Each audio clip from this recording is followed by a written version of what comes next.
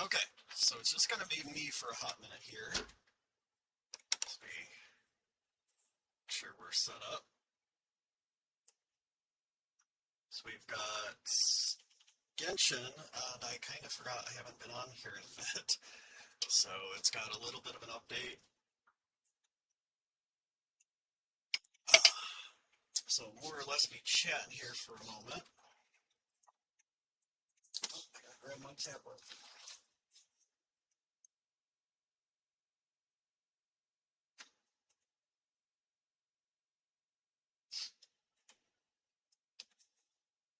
Oh, duh.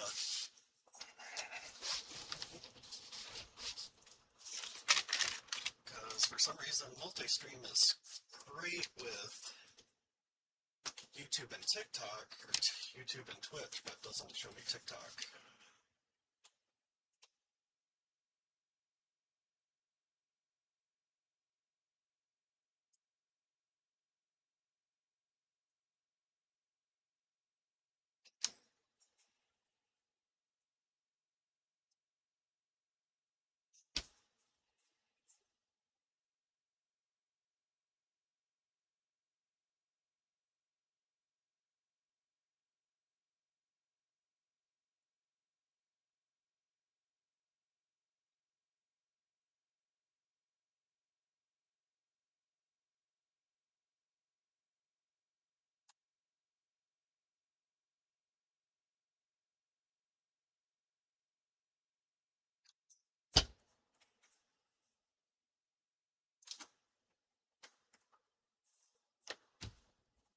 Alright, I can see anything everyone has to say. uh, I had already scheduled the start time on TikTok, and I don't want them to like bury views because I didn't go live in time, which I already didn't go live in time. So yeah, just have to sit here and watch me eat Chatterbox for a little bit.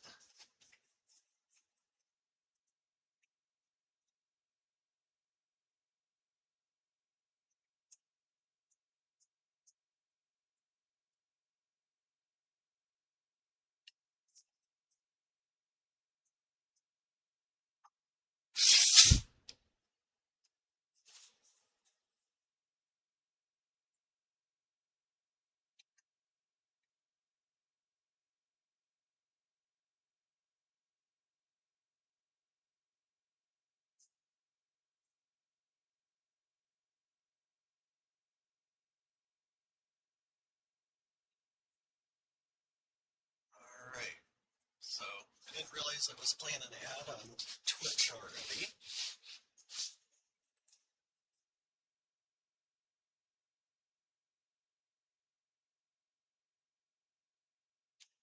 Sorry, dry eye is like flipping out.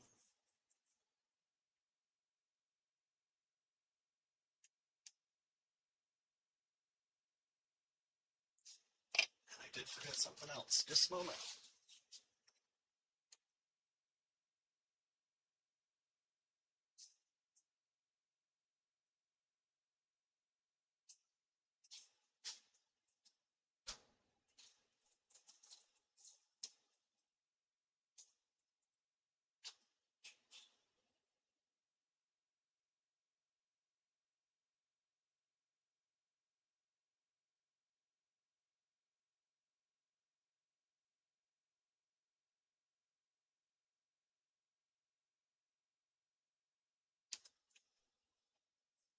Oh,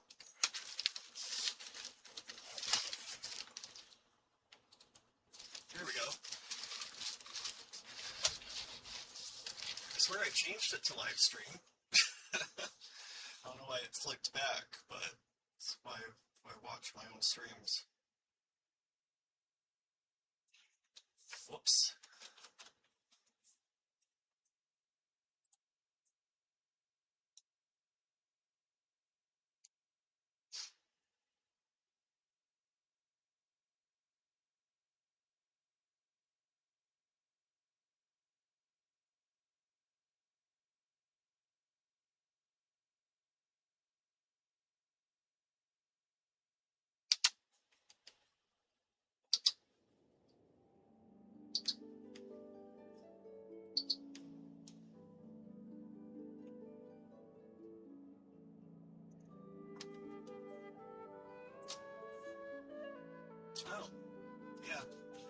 Sorry, we'll go to be right back for a second.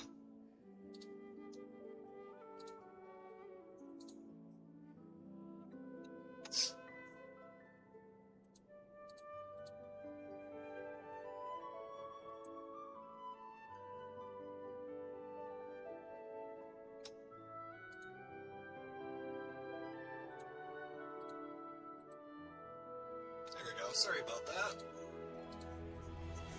Guess it's to say that it's really been so long that it, there we go. It's like booted me out. I usually play on the Rock Ally when I'm not streaming, so it's easier to kick back and enjoy that way.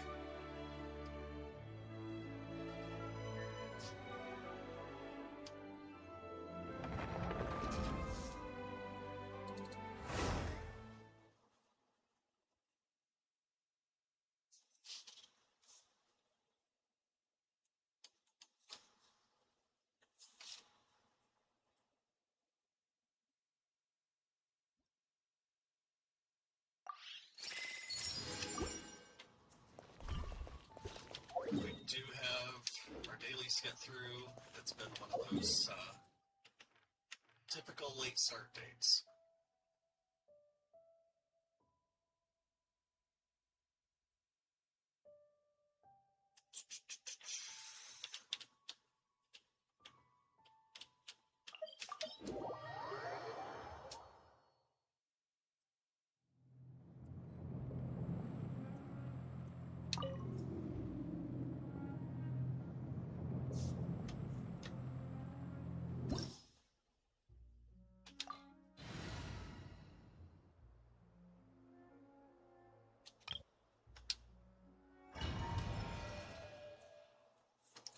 So yeah, unfortunately you can't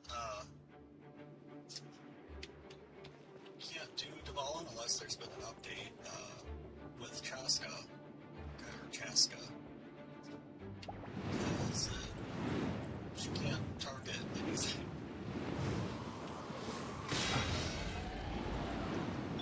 Our bond is strong.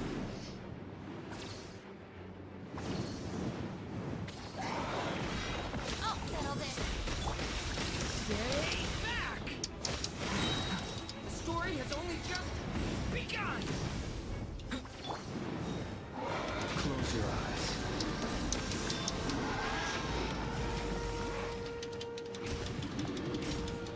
Night falls.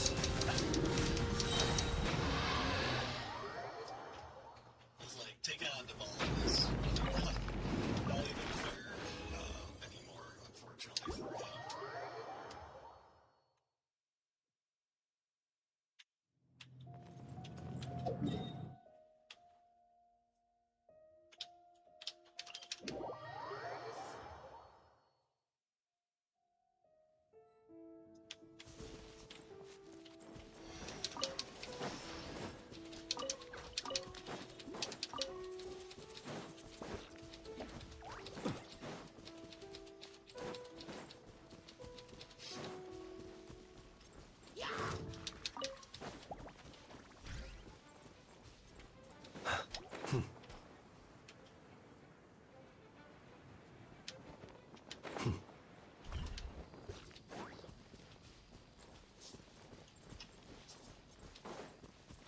So yeah, we will be getting onto the story points. Normally, try to get my dailies done beforehand, but got up late, had an appointment. By the time I came back, I'm like, you really can't keep putting off your streams later than you schedule them, so.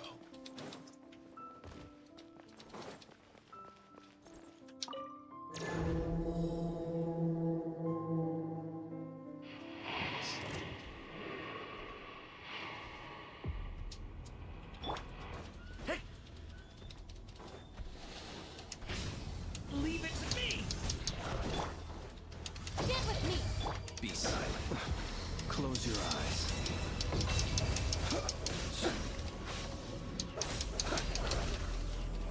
Be silent. Steady now. This way.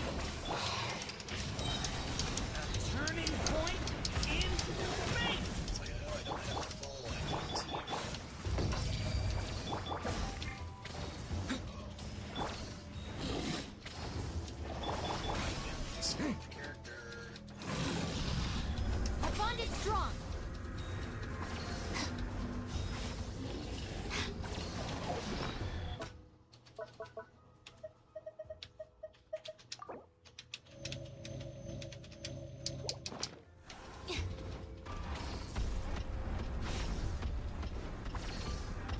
47. Okay, it's not bad. And then just started circling and wouldn't let me do anything.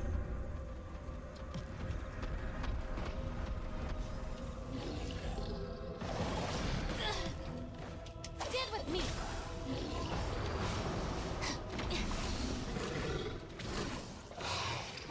But yeah, like, it's like he took all that damage.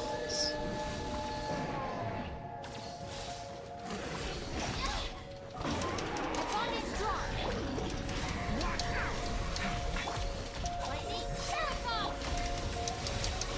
Close your eyes. Night falls.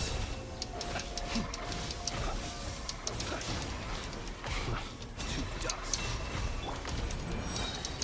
Story has only just begun! Observe. Are you quite finished? To dust.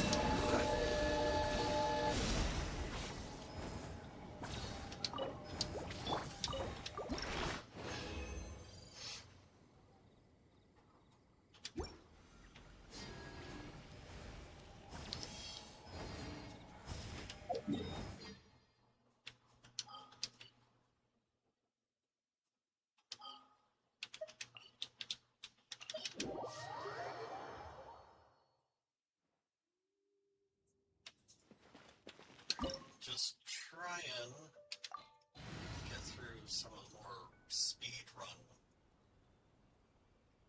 elements. This opportunity is quite hard to come by. Well then, amuse me. Surrender is a valid option. I promise I'll be gentle. Fourth time, towering already. Fear the dark. See you at the graveyard.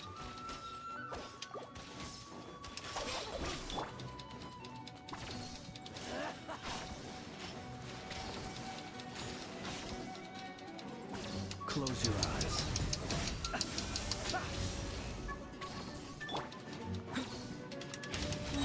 Run all you like.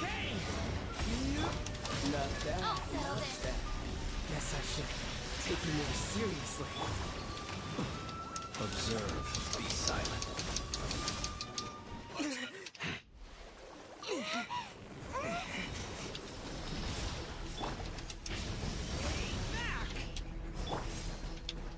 Dissipate. Observe. Be silent. Observe. Do you fear the dark? Be silent.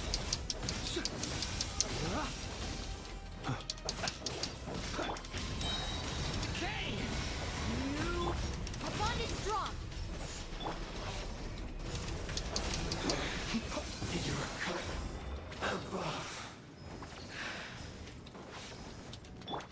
And no, this is not an ideal team. This is just working on companionship for the two newest members of my team.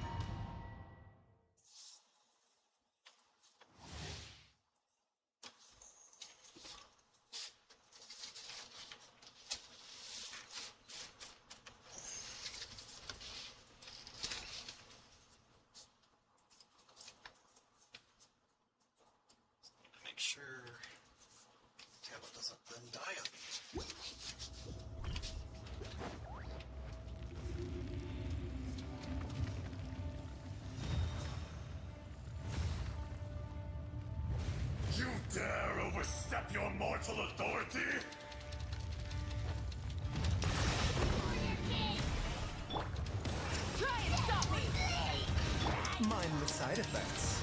Protected. Target acquired. There is no atonement for 1,000-year reign!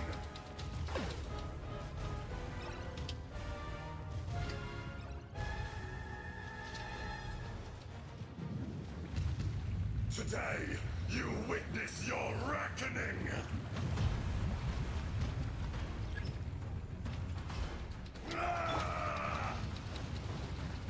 Remember, health comes first. A bitter pill to swallow. Full throttle. Wrath from the skies. Fire it up! Bishop! I got him cornered. The enraged earth will not absolve you! I got you covered!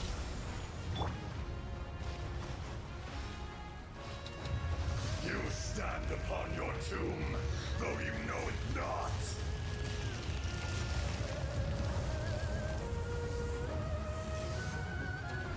Come, experience an eon of suffering. Protected with speed. Shadow of the past, mine to command. Target acquired. Oh, you're done with me.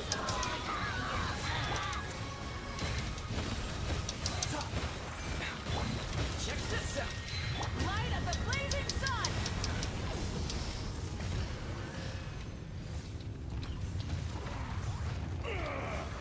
I will not.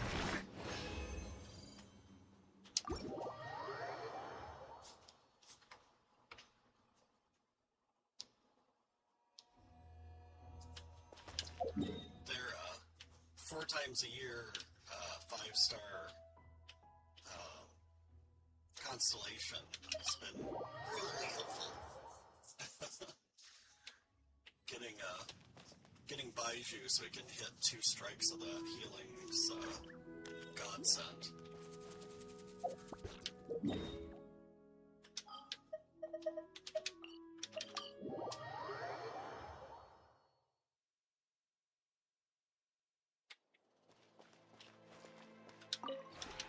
This realm is...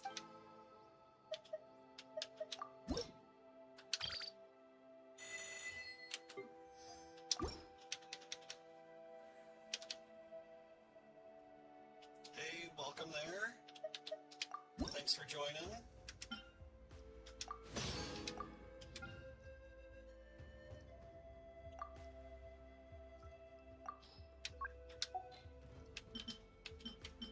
Looks like I need to do some lumberjacking and not cry.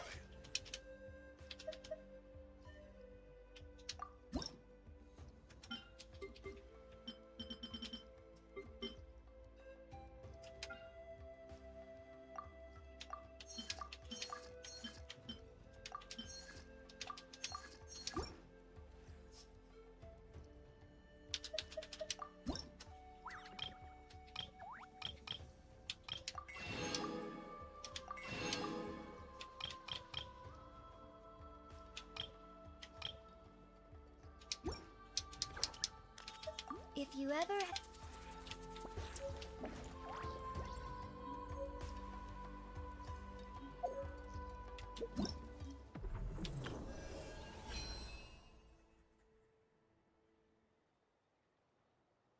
Many insects have a compulsion to follow the light, and humans are the same. Except we call that light hope.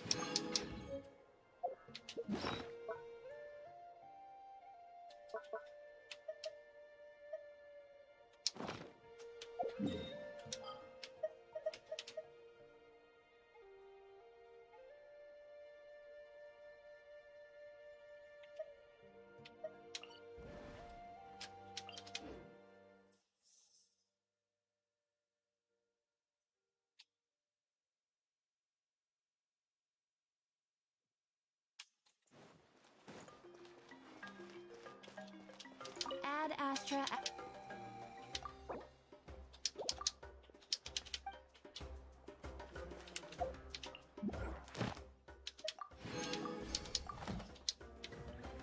Ad Astra Abyssal.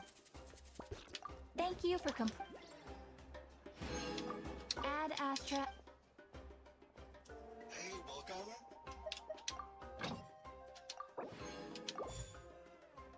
How are we doing today? Just wrapping up my weeklies here.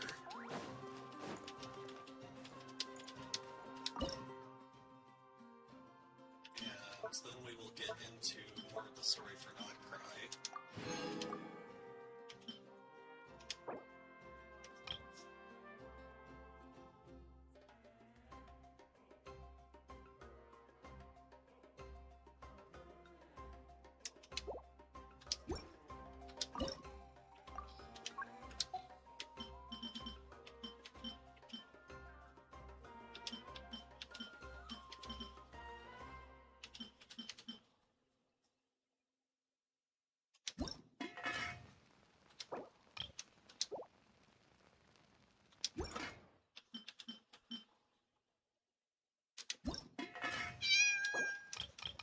Yes, Miss Pumpkin. Yeah, I'm a little busy.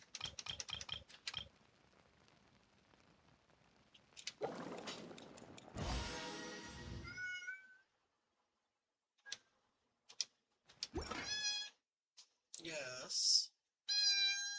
Yeah, I think you'll be alright. Yeah, you're just fine.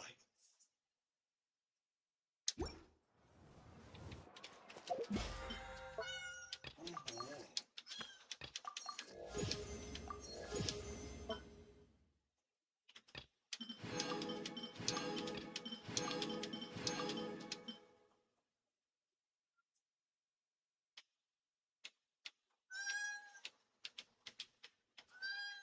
Pumpkin.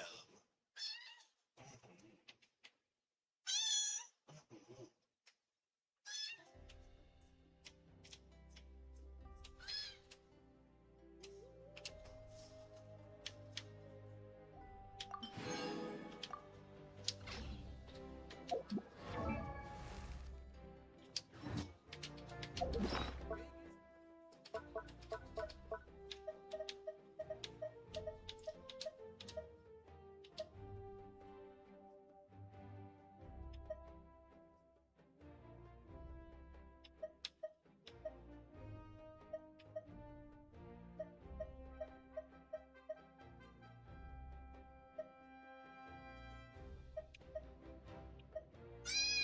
Yes, baby.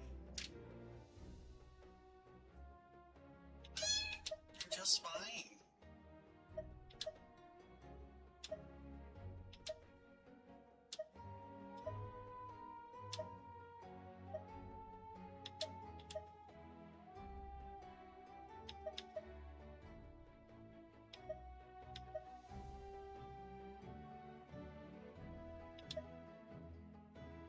What am I struggling with here?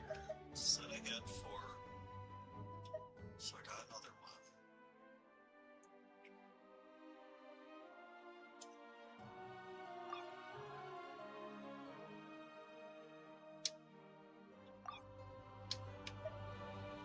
Baby, baby. Can you lay down?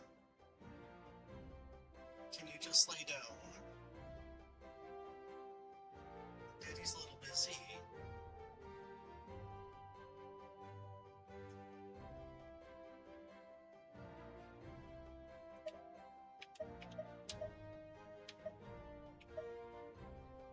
There you are.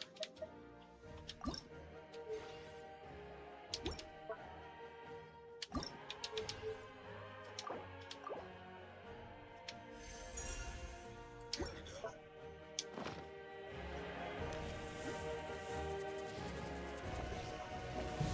Another rank 5 battle pass weapon.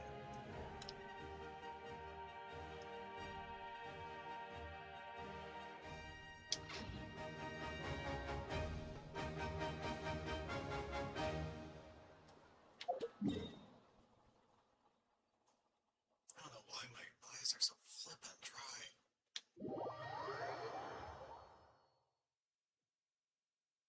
Just wanted to see how much time I had left.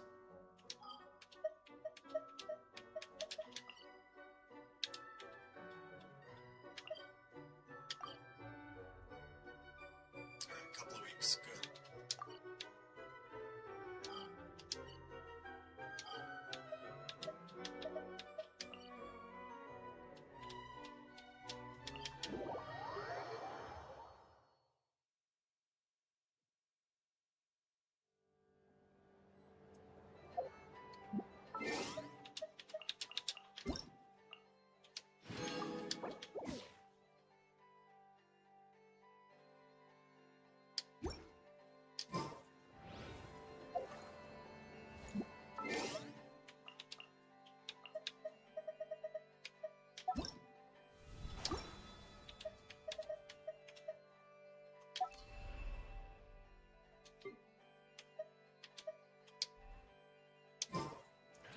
I'll do that off stream.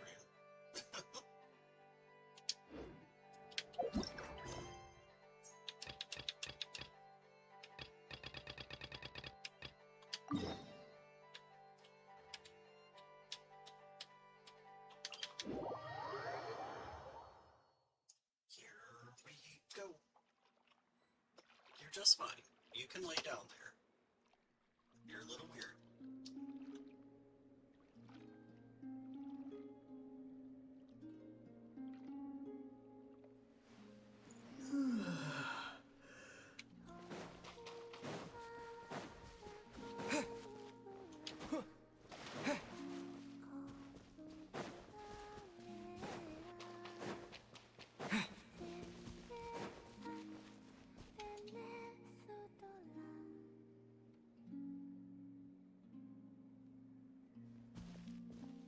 Hey, she's sitting up! Is me sitting here a rare sight? You don't need up there. No, we just thought you'd be resting. Perhaps I would have been, were it not for the sudden arrival of some unexpected guests. Not that I consider it a disturbance.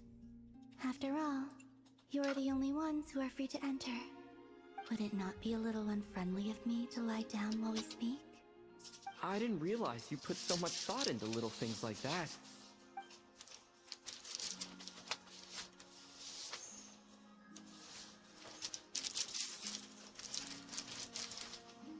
Only sometimes. There have been moments lately where I think about you and your companions. They are warm, mysterious, and cozy memories. Very few of my past memories are anything like that. Can I just say how nice it is to hear the Traveler's voice more often? God, he has such a beautiful voice. They say that travelers return home bearing bags full of souvenirs. But my luggage was empty, and I believed it would stay that way. Return home? So, you're still planning on returning to the moon? Yes. This planet continues to reject me, reminding me that I do not belong here. If I remain in Teyvat, there will come a day that I disintegrate. And I don't mean reduced to dust, or turned into food for the flowers. I mean, I will cease to exist entirely. Alright then. Well, we're sure gonna miss you. But it sounds like we'll have to say goodbye. How do you intend to return? The Moon Prayer Night is soon to arrive. On that day, the moon will be closest to Teyvat. The Kuvaki in this land will reach its peak at that time. I merely need to grasp the tide, and with relatively little effort. Oh, Paimon gets it! It'll work like a slingshot! You make it sound like she's gonna get blasted up to the moon. If I did that, I suspect I would crash into the false sky. I will be using a much gentler approach. But I do like the analogy. It's fun. You see? She gets Paimon's sense of humor. In the blink of an eye, the time has come to part ways. It does feel that way, doesn't it? Time seems to fly fastest when you are enjoying it. I have always thought of myself as a wanderer on this earth. and it has never expressed any desire to keep me here. Yet, just as I plan to depart, it tugs at my arm. Is this a gesture of affection? Or is the world mocking me? Oh. Were you hoping I can answer that? Yes. You are a traveler, so you must have a lot of experience in this area. Then, what I would say is, enjoy the moment. That's right! Don't overthink it! Happiness is happiness and joy is joy! The point is to enjoy it, not analyze it! I see. Then what I would say is, even though I am very tired right now, I am still happy. I can't tell from the tone of your voice. Oh, really? You don't think I sound happy? I'm just kidding. I could tell you were in a good mood today from the moment we saw you. Ah, a joke. Anyway, I assume you're here about you-know-what. Give me your hand. Actually, it's not that. There's something else we wanted to discuss with you. Oh, then, do you still want to give me your hand? Or not? Sure.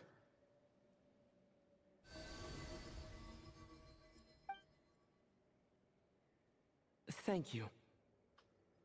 So, I've heard that in the Moon Prayer Nights of the past, people here would hold celebrations in the Moon Goddess's honor. Since you helped so much in our fight against the Rehir of Solnari, I think you deserve a farewell party before you return home.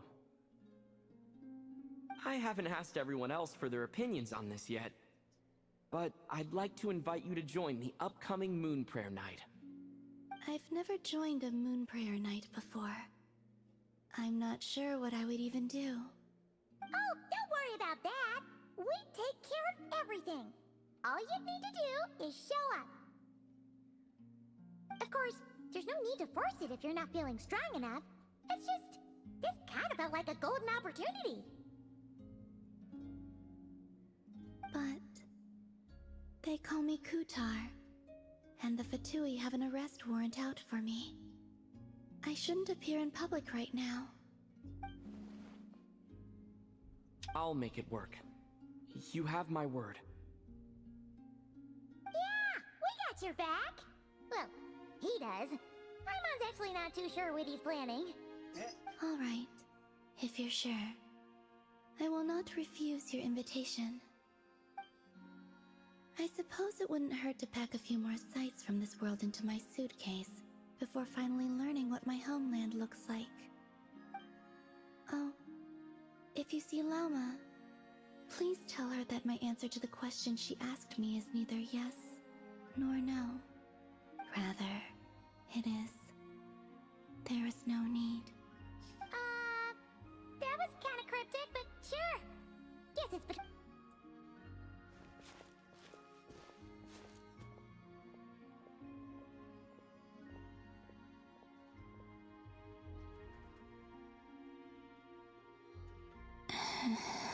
And also, I do not know.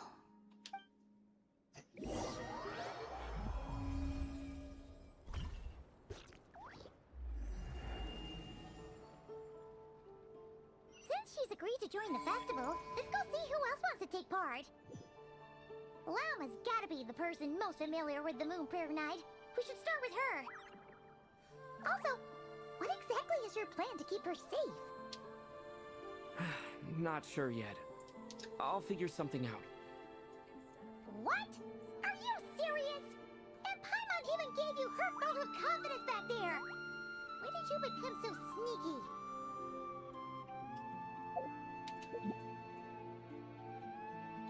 I felt he was gonna swing at it.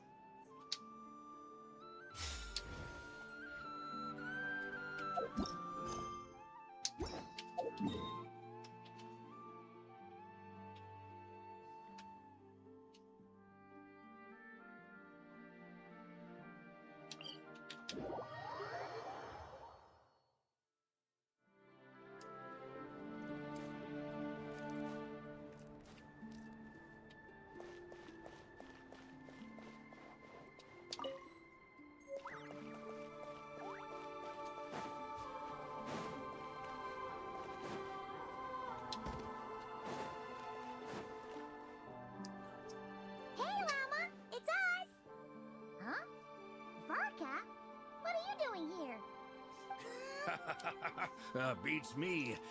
I had a bit too much to drink last night, and when I woke up, I was on Hisi Island. Oh, jeez. Mr. Varka is helping to oversee Nasha Town's preparations for Moon Prayer Night. He is here to go over some details regarding the decorations and custom cloth designs. Right, yeah, that too. What do you mean, that too? Yes, celebrating this festival is a long-held tradition here in Nodcry. On this day, the crescent moon at the top branches of the verdant crest turns into a full moon, and the moon prayer blossoms bloom with a special radiance. Our people take these to be blessed omens. It's an especially welcome event coming off the back of all that nasty business with Rare. Everyone got put through the ringer recently, and now they're looking to turn their fortunes around. The big shots in town all agree that a big, lively celebration is just what we need to rebuild people's faith in this place. No wonder Catherine said that people weren't so bothered about the religious element. That's right. It's become more of a local custom by this point. The celebrations have little to do with whether the religious stories behind this event are true or not. Even the Frost Moon Scions are eagerly awaiting the coming of Moon Prayer Night, despite now knowing that their past beliefs were founded on a falsehood. That's fair. It's a bit like the Lantern Ride in Liyue. It's a chance for people to enjoy themselves, not debate the existence of the Adepti.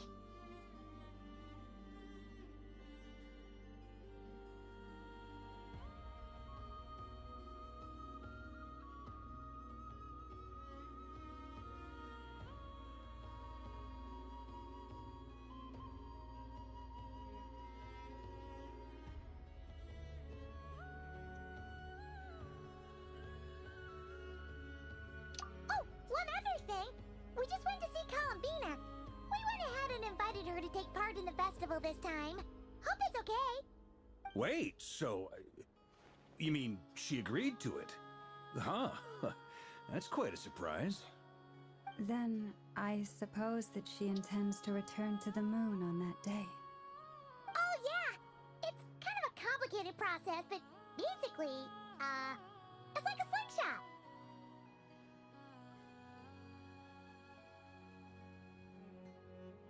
I understand. In truth, I had a feeling that she might make such a decision. Well, if Kuthar has decided to participate in the festival, we should prepare accordingly. Yeah, exactly. She was saying how it could be risky for her to show her face in public. We were wondering if there was any way we could hide her. Unfortunately, the people who carved the statues did an excellent job of capturing her likeness. It will be very challenging to hide a goddess whose face everyone is so familiar with. Darn!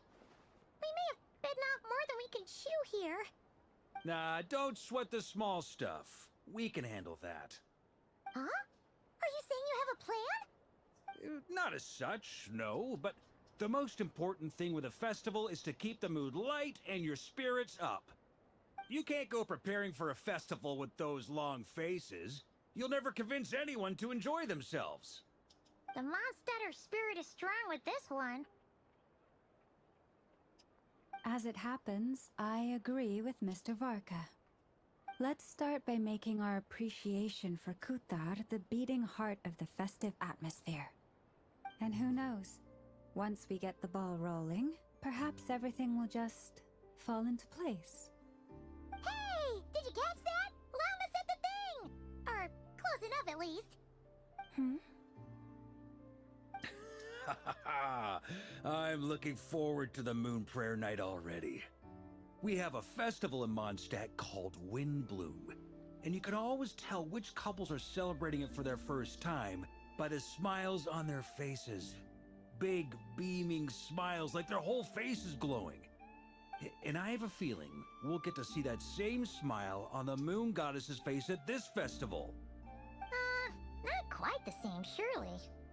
Anyway, I'll take care of business in the city, but I'll have to leave the decor up to you and the Frost Moon Scions. No one else can capture that traditional aesthetic quite like you guys. But lastly, there's the final key element that brings the festival to life. Companionship.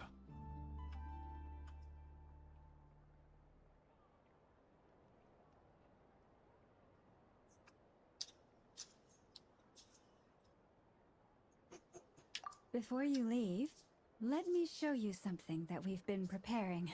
Mr. Varka had asked to see it already, so you may as well tag along. Also, I have some further questions about Kutar's decision.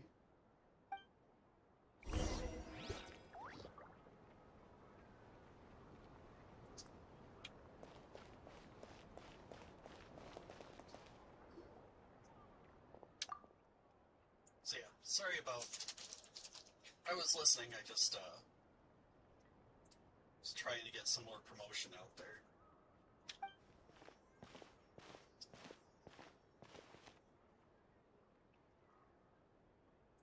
Yeah, I wish I could pull for her. I'm just gonna have to hold off and wait for a rerun. So, definitely going for Barca.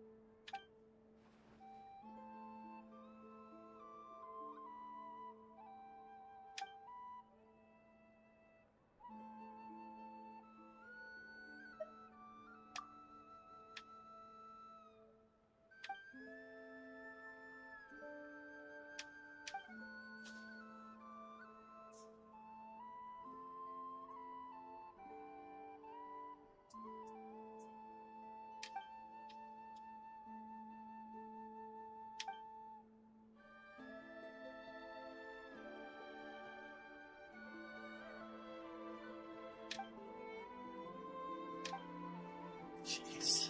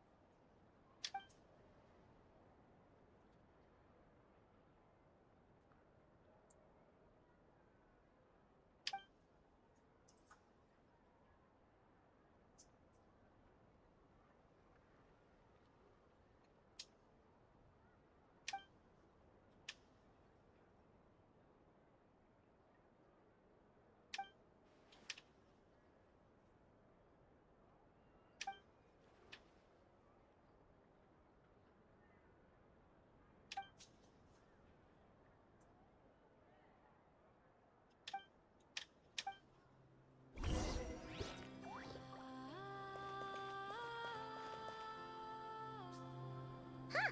What's this? They sure look like they're having fun. I believe so. Kuhenki seem very skilled at playing drums like these, although I'm not sure where they learned it from. Maybe it's an innate talent? In their eyes, they're probably just playing with toys.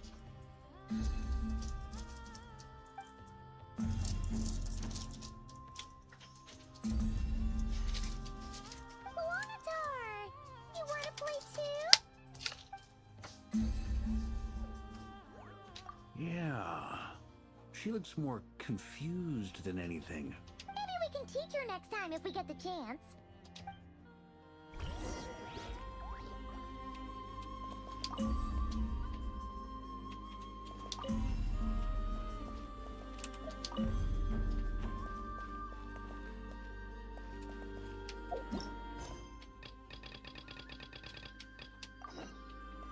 What are these floaty things? Moon veils.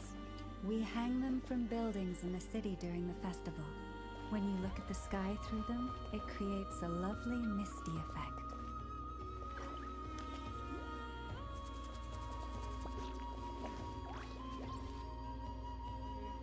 Everyone seems hard at work. They are preparing items for Moon Prayer Night. For instance, the sculpture being made over here.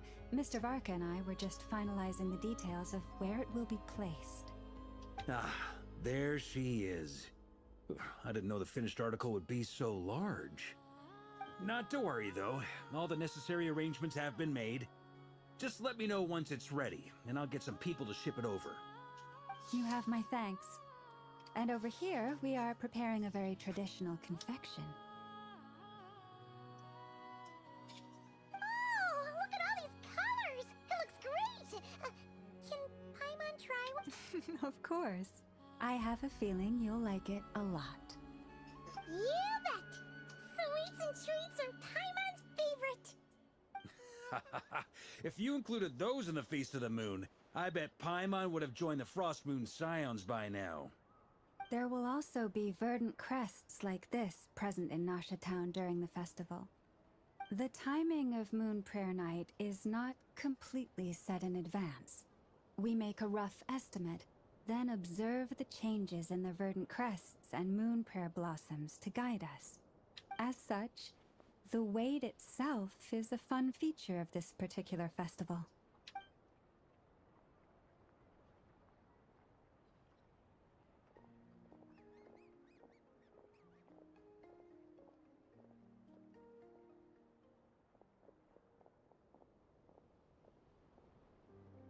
Let's talk here.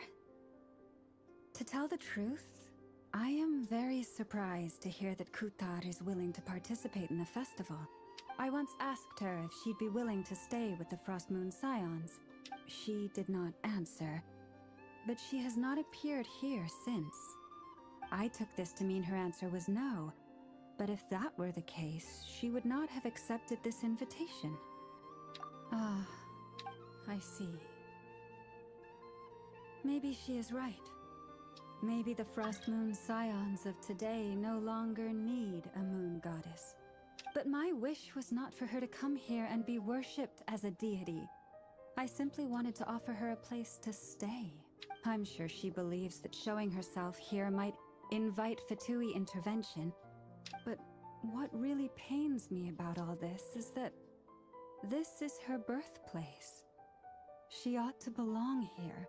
Yet no one has been able to grant her shelter. I think I'm qualified to weigh in here. When someone's about to depart on a long trip, what they need is blessings, not burdens. We should wish her the best, not make the journey harder than it already is. Anyway, she's agreed to attend, hasn't she? I see your point. Yes, she will soon depart after all. Our job is to leave her with some happy memories. Yeah, say hi to everyone. Besides, who's to say her journey to the moon is a one-way trip? It's not like she can't come back and visit if she wants, right? What's up? Paimon agrees wholeheartedly. How are you? Festivals are all about having fun, so let's keep it simple. All right, I'm gonna head back to Nasha Town soon. Want to come with? I'm guessing you have some other folks to visit there. Sure thing, let's go! Bye for now, Wilma! Thank you all. Goodbye.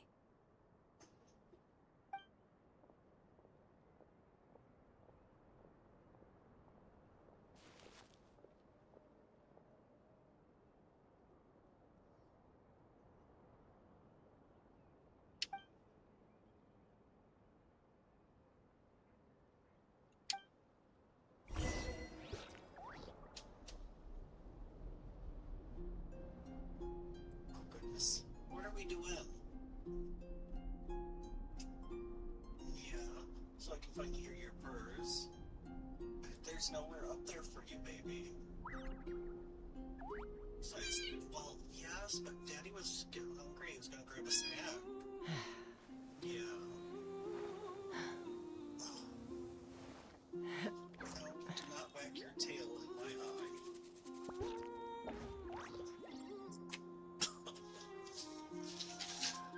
I love you too, baby. Alright, sorry. I'm gonna I'll be right back. When you lose your way, gaining some altitude can bring some perspective.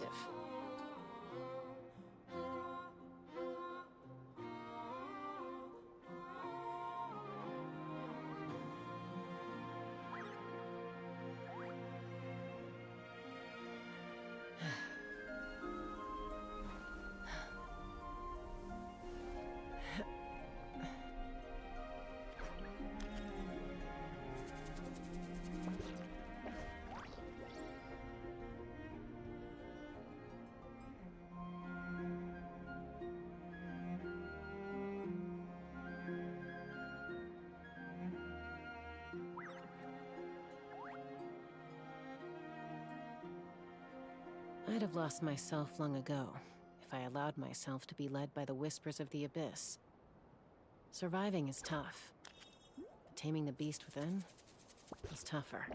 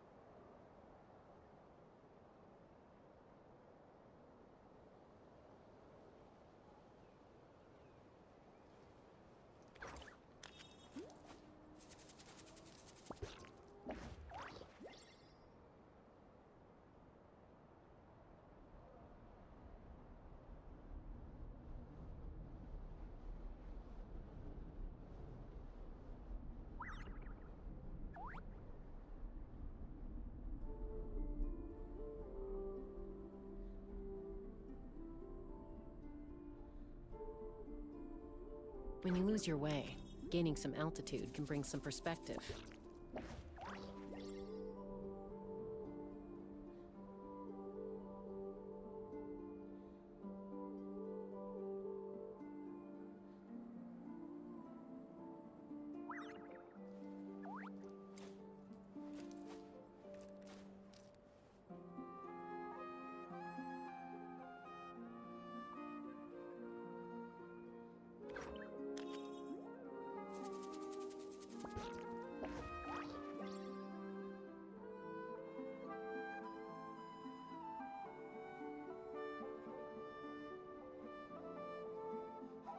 I'd have lost myself long ago if I allowed myself to be led by the whispers of the abyss. Surviving is tough, but taming the beast within is tougher.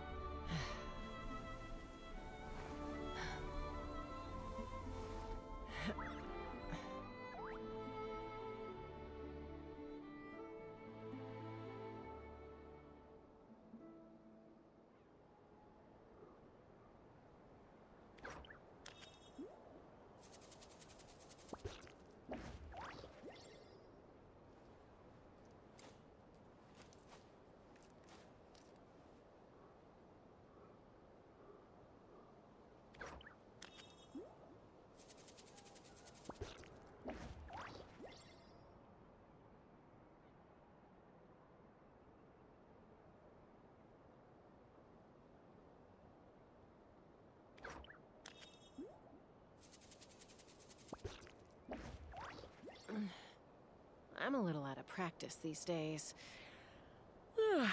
Any conflicts around? I'm in the mood for some peacemaking.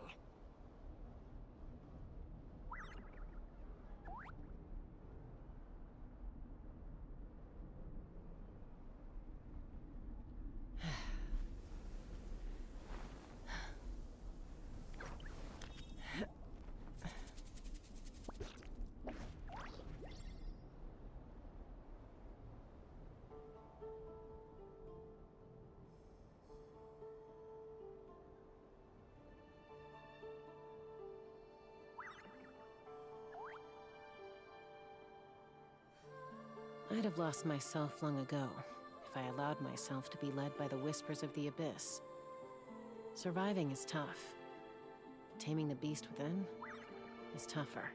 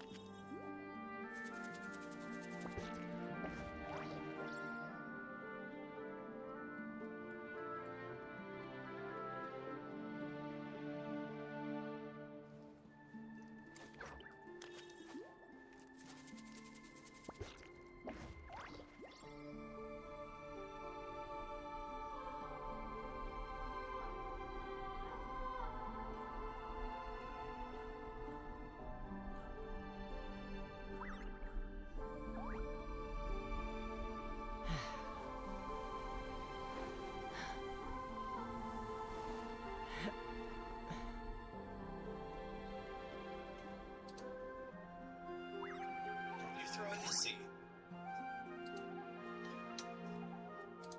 Okay, we're back.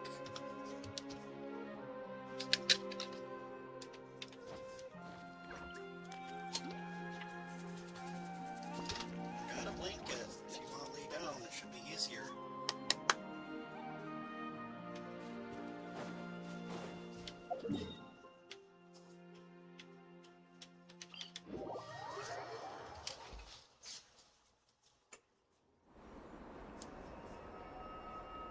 Huh? Hey, over there! It's Duran and Albedo with Flints!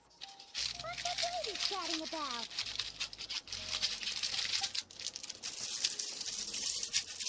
Your guess is as good as mine.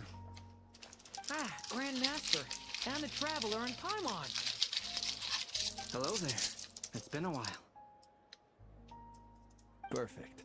We have some new volunteers for our investigation.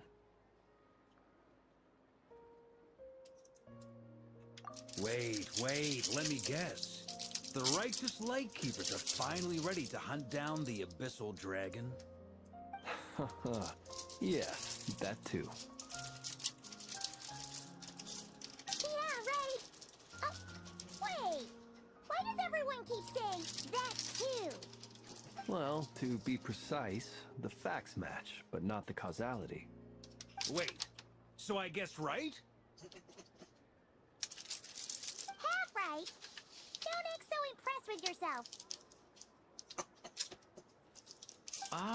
Maybe I can explain. We ran into Mr. Flint's north of Nasha Town. At that time, we just noticed a few abyssal creatures out in the wild, but the strange thing was, I didn't detect any traces of abyssal energy on them at all. On closer inspection, we realized that they were not real monsters, but something akin to reflections in the water, or perhaps a mirage. Huh? What do you mean? Like, you could see them, but not touch them? Exactly. It was very peculiar. They roared and tried to attack us, but we could not make any physical contact with them. I think I've heard of things like that happening in Notcry before, but I don't know much about it. Yes, it's a known phenomenon. Mirage-like illusions tend to appear in Notcry in the run-up to Moonprayer Night. From a distance, they appear quite real. I myself thought that Misters Duran and Albedo were locked in battle with abyssal monsters when I first arrived. But after sharing intel and investigating a little further, we can confirm that these illusions are harmless. There is no great cause for concern. All the Mirage stories I've heard are either animals, rocks, or small houses. Abyssal monsters, though? That's a first. It's a first for me, too. So I'm planning to look into it further just to be on the safe side. I intend to inspect a few more locations. What about you two? Any plans? Alice contacted me a few days ago. She'd like me and Duran to assist her with an experiment. But we lost contact shortly after receiving the message. I'm sure that comes as no surprise to anyone familiar with her. We don't know when the wind will blow, yet when the wind blows, we will know. That, in a nutshell, describes how Alice operates. Yeah, that tracks. Okay. Well, I suggest we investigate this Mirage business in the meantime. It's piqued my curiosity, and I'm pretty sure I know someone who will already be 10 steps ahead of us. Well said. Right? Whatever's happening in Notcry, she always seems to be the first one to know. Let's go see what she knows. We can invite her and her staff to the festival while we're at it.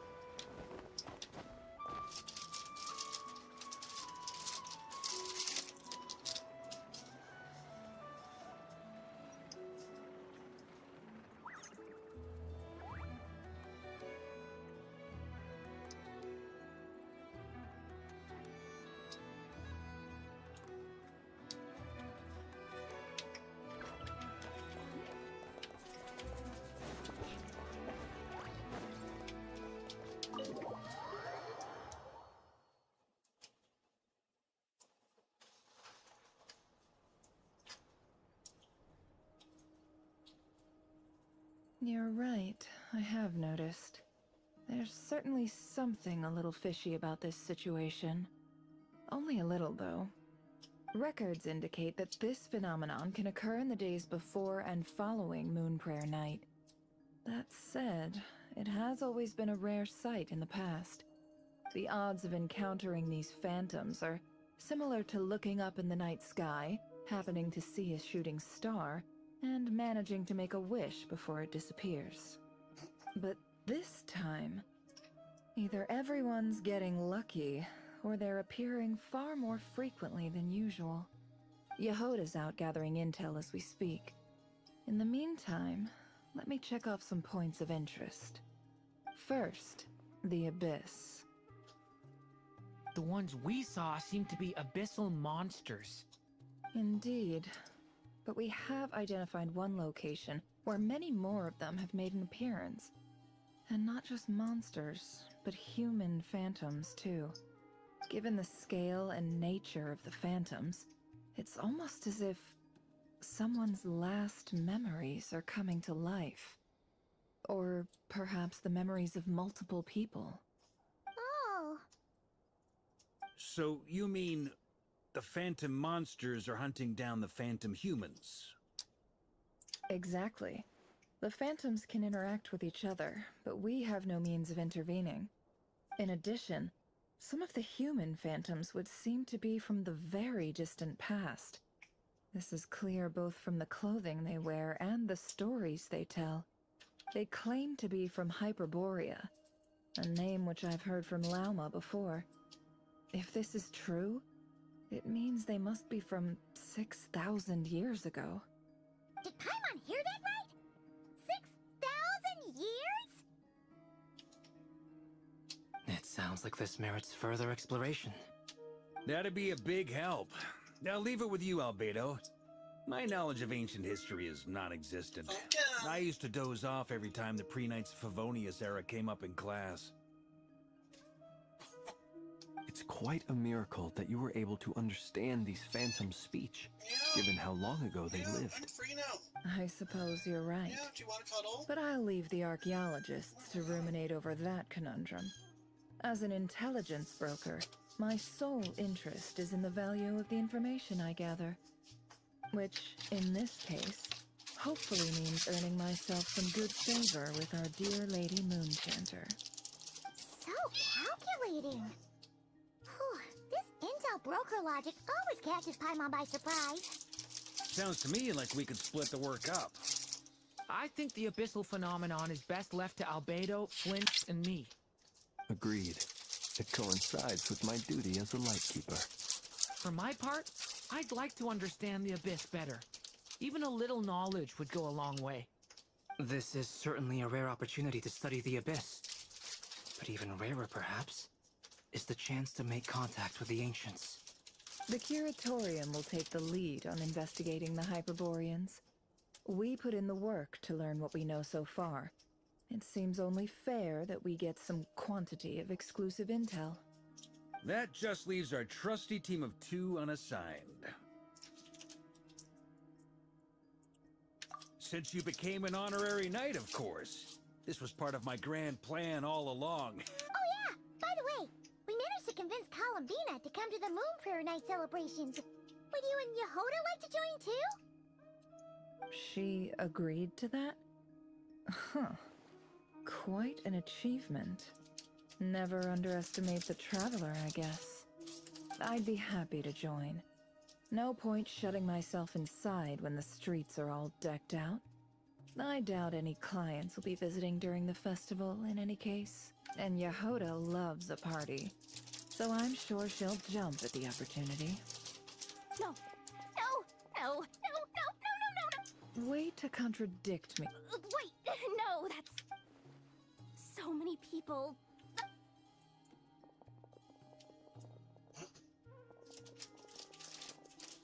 This is gonna sound crazy, but hear me out. I saw one of those phantoms at Star Sand Shoal, and it was some sort of flying ship. Like a spaceship? That's gotta be the one you came to Tibet in. You said you saw the same thing through the moon arrow, right? Huh? You already know about it? Wait. Back up. You came here in a spaceship? Now my mind is blown! What's it like on the inside? Was it like flying through space? I want to know everything! Yep, exactly. Huge discovery. You're the best. Second best in the... wow. Really? I guess that decides where we're heading next. Come on, don't look at me like that. I know the spaceship doesn't have anything to do with me, but you don't want to leave me as the only one twiddling my thumbs, do you? Please? Fair enough. You can tag along. In that case, let's meet back here to discuss our findings once we're done. I wish everyone a productive investigation. You too.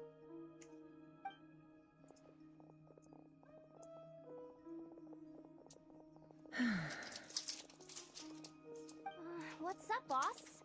Aren't we gonna head out? Tell me, Yehoda, when did the Curatorium start giving out intel for free? Oh,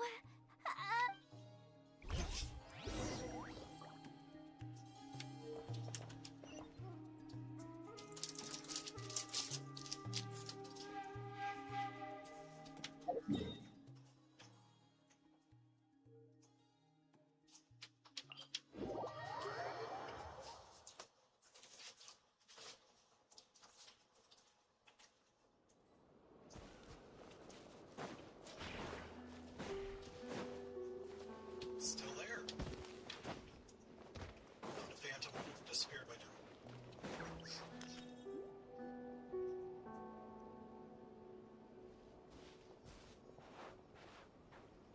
wow, what do you know? Yehoda was right on the money. This phantom really is your spaceship. But that's so weird.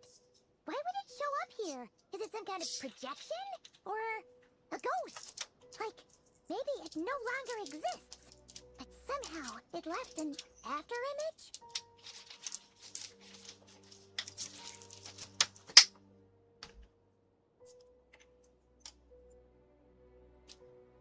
Ah, you're already here. Miss Lauma, what a surprise. I thought you were busy with festival preparations. I was, until one of our people informed me that a strange sight had appeared at Starsand Shoal. No one's ever seen something quite like this before. I thought I should see it for myself. Same here. Oh, so we heard that these things appear around the festival period. Any idea why that is? Unfortunately not. We have very limited information about them, since they can't be interacted with. And no human phantoms have ever made an appearance before now.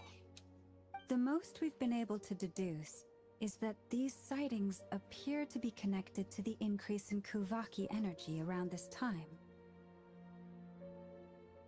Yeah, seems like that's all we can do. This is all so confusing. Allow me to lend you a hand.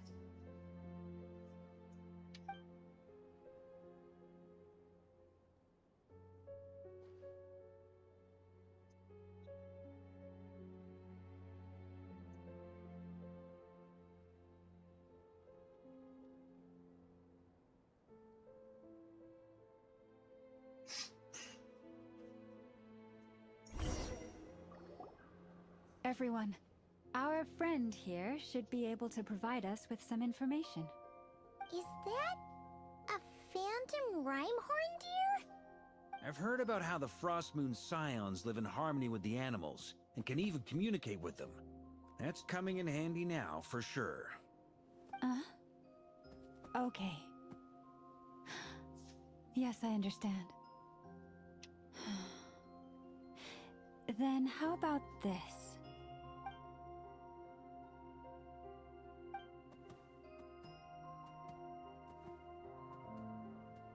Oh, it's leaving. It appears to share our curiosity about this giant spaceship, so I asked it if it wouldn't mind investigating along with some friends. In return, I told it about some nearby spots where the wild fruit grows abundantly. We may live in a different era from these phantoms, but I trust that the terrain, climate, and ecology here are more resistant to the effects of time than some things are. Let's give them a moment and hope for the best.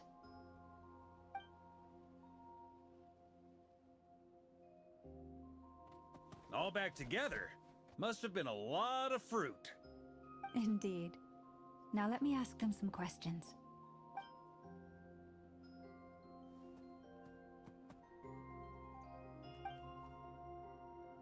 It did find a lot of wild fruit, enough for them to feast for a long while. This puffin circled in the air several times, but didn't spot anything out of the ordinary. Certainly nothing to do with the spaceship. Huh. Well, it definitely makes sense to get a bird's eye view.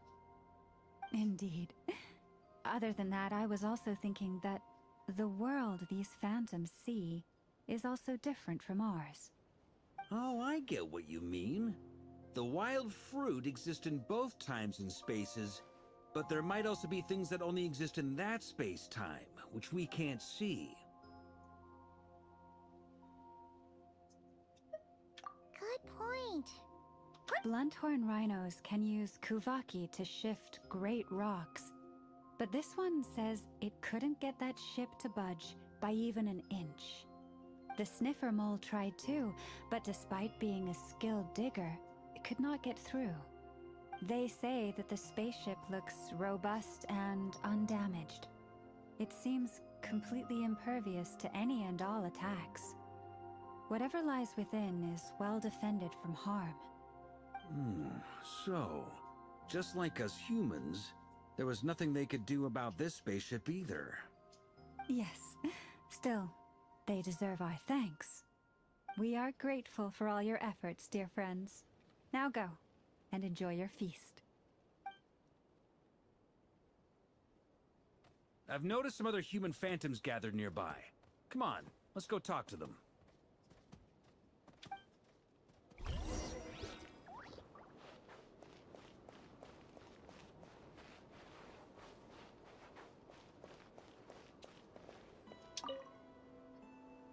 What is this thing?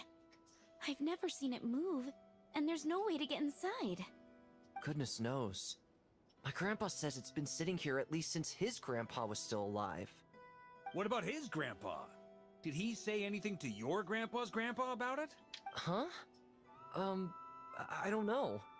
In all likelihood, it was here back then too. Hard to imagine something this huge could move. Guess that means that as far as they're concerned, this ship's been around a long time.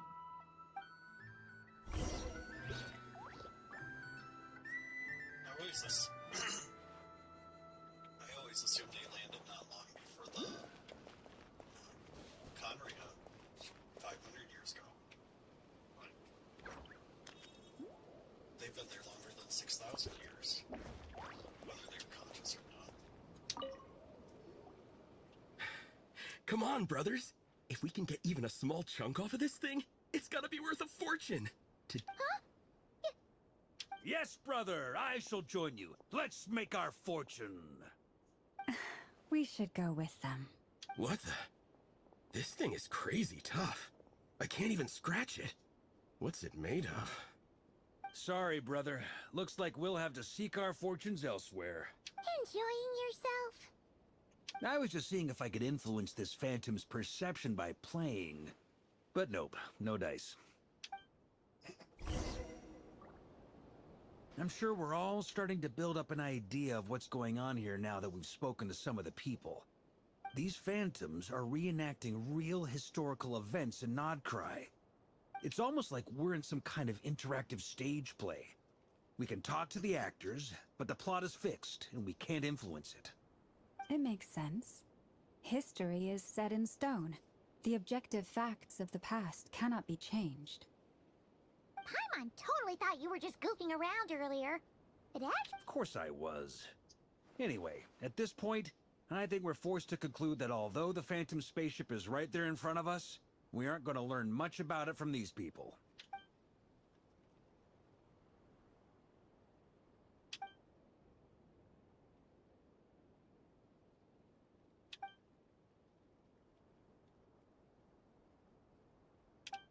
Don't be discouraged. If nothing else, this is proof of the ship's existence.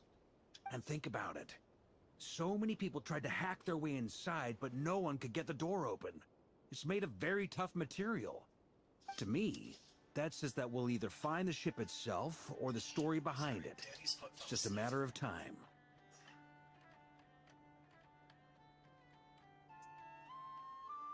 Huh. Every now and then, when Varka gets serious, he actually does seem like Grandmaster material for once. I wonder how the others are doing. Let's head back for now. Sounds good. Also, drinks are on me if Team Knights of Favonius is the first to finish. Wait! We have a team... Am I in team... You're very welcome to join. We've even got a cathedral ready for you. Isn't that technically blasphemy? You wouldn't dare make a joke like... Nah, I'm sure Barbados doesn't mind a little harmless blasphemy once in a while. I don't think Barbados gives a crap. Oh, no! Get away! Oh.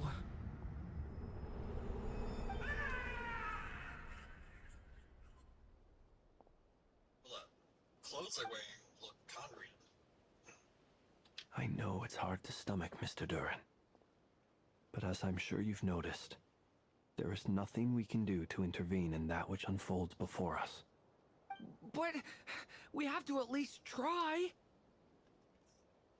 And try you have. But are you aware of how many unsuccessful attempts you've made now? I wasn't keeping count. I'm afraid this is the 39th failure so far. Or the 5th if we're only counting this particular victim. Oh There are no indications that these phantoms may be altered in any way. You seem to have calmed down a little. I'll make us a fire. You should rest and have some water. Feeling any better now, Mr. Durin?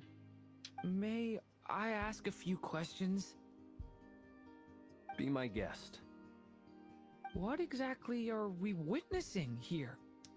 What happened to those people? My guess would be that we are seeing Nodcry during the Conrian Cataclysm. Would that be accurate? Conria. That is correct. As you know, once the Abyss senses even the tiniest crack, it floods in and spreads like wildfire. There was a time in the distant past when it permeated all of Nodcry, causing immeasurable harm. The people paid a terrible price to heal this land. Then, 500 years ago, the whole of Teyvat suffered an abyssal disaster. Once more, Nodcry was dealt a devastating blow. I see. In the face of the abyssal onslaught, all were like grains of sand tossed around by a tidal wave. Be they human, fae, or god. The moment you witnessed is but one drop in a whole ocean of catastrophe. All right. I guess that answers my second question, too. I wanted to know why there's nothing I could do to help them, and that's because what we are seeing is history. That would be my guess as well. As I understand it, history and fate are not all that dissimilar. The latter may be unseen to us, but both are immutable. Yes. Fate was determined long, long ago. I still have a couple of other questions for you, Mr. Flint. You mentioned more than one abyssal disaster that has struck this land in the past. How can you be sure that what we're seeing is from the Conrian incident? And also, how are you able to stay so calm when you're talking about these events? From everything I know about you, you're not cold or ruthless, and you're not indifferent to the suffering of others.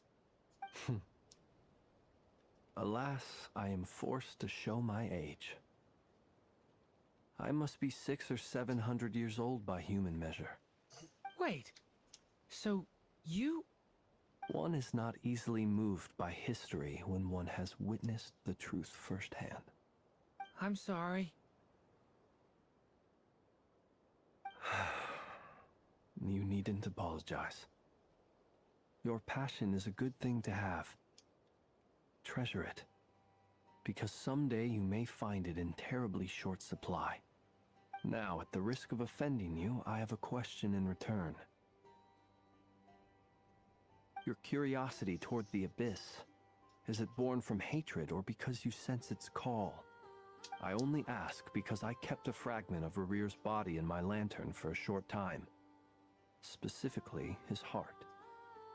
So I know what a burden it can be to carry the Abyss with you. And I hear its power growling from somewhere within you. In my eyes, your mere existence is a miracle. My honest answer is... I don't know. I don't think I have the confidence to say for certain. What I will say is the Abyss is not the only issue that haunts me.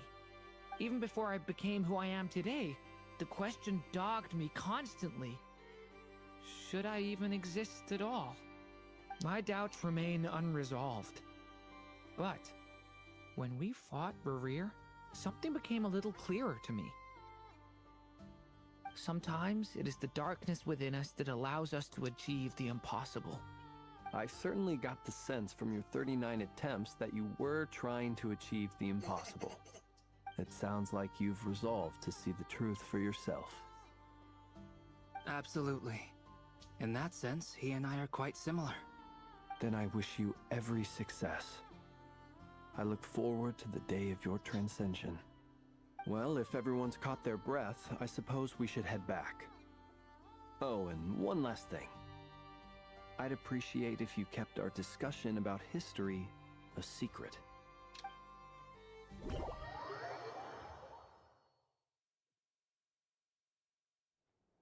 Incredibly, our separate investigations led us all to the same conclusion. Hooray for consensus! You'd never guess that he was the one training, like, physical trainer for, like, half the Genshin Impact cast. Yeah, but we barely learned anything, though. I totally thought this would be the mother lode. Talking with the ancients? I mean, come on! But nope. All we got was useless snippets of conversation. And all this stuff about moons and hyperopia. What a load of baloney. Seems like people back then had a few... I understand your frustration. We found the same issue. Each phantom only showed a very brief moment in time. There isn't much value to be found in these miscellaneous fragments of a civilization's history, no matter how glorious it may have been. If there's a silver lining, it's that these phantoms are harmless to the present reality. They shouldn't get in the way of the festivities. Paimon agrees. And not just because it's the first thing she understood in this whole conversation. You look disappointed, Nefer. Is something the matter? What do you think? We all worked our tails off, but the only one to gain anything from it was you, Lady Moonjanter. Well, please do share the Hyperborean records with me. I will gladly inscribe them in our people's documents. Oh, duh! Yeah! That was it! Hyperborea! Hyperborea. I'm serious. Only an expert in the Frostmoon Scions and their history can turn these records into valuable research material.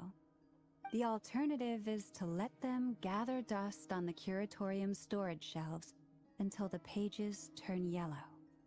Nefer, you're wise enough to know that cooperating and sharing the profits is the best course of action here.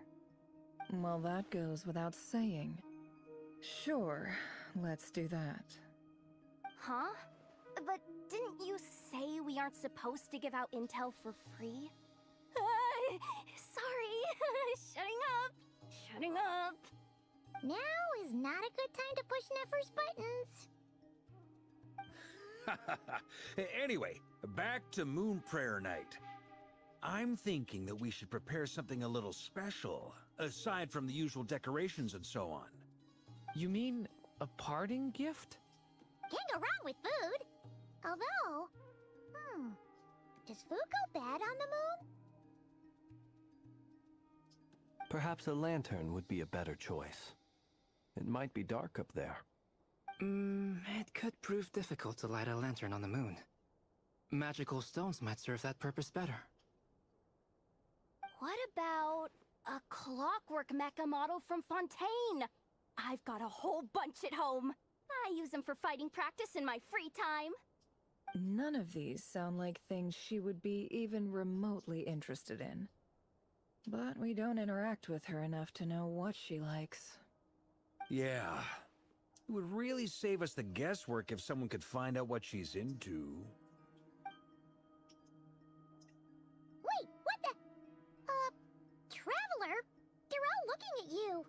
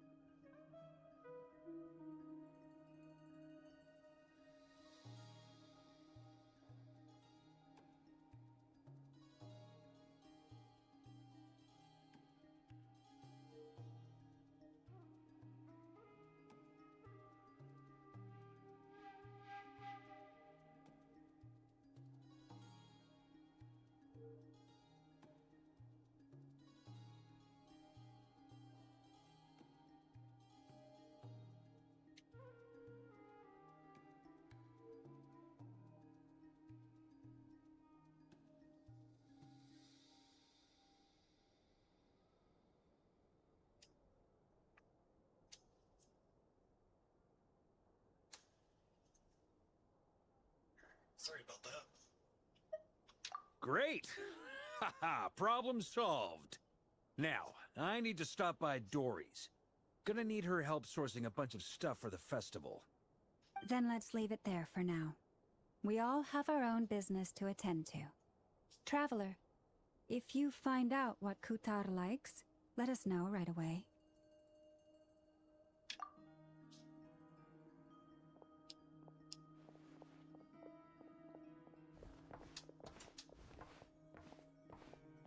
Is something the matter?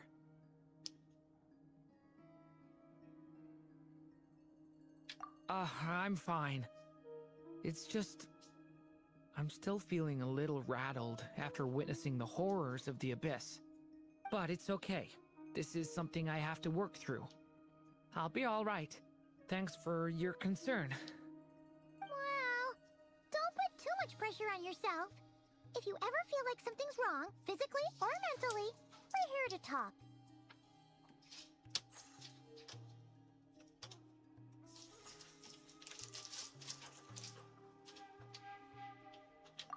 Come on. Stop treating me like a kid. Kinda has the naivety of a kid. Poor guy.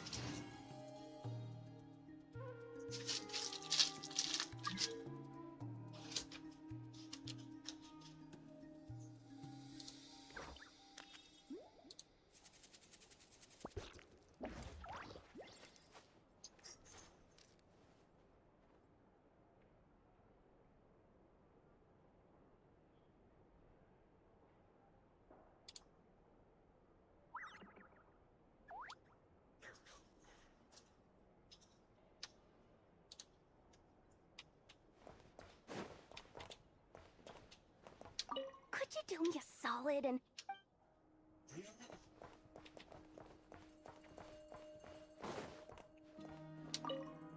You should get going.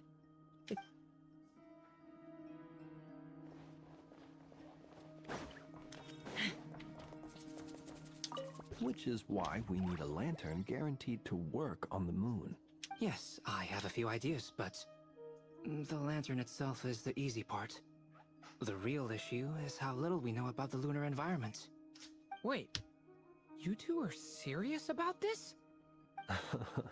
Let's just say I'm intrigued by these shining magical stones that Mr. Albedo has mentioned.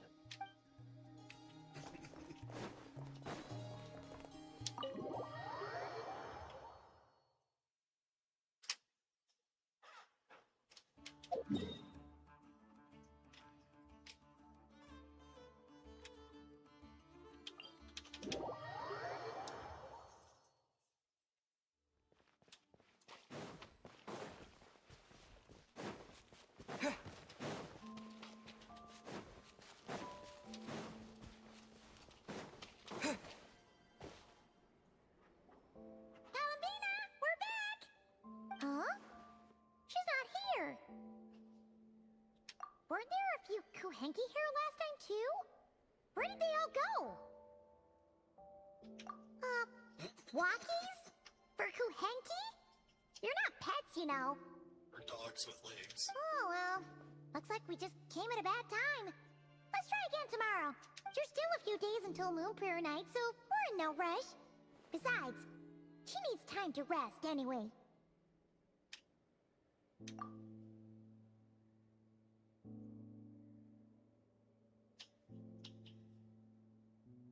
Thought they were gonna show her like Palomina! Are you back? Oh, how strange. Looks like she still isn't here, right?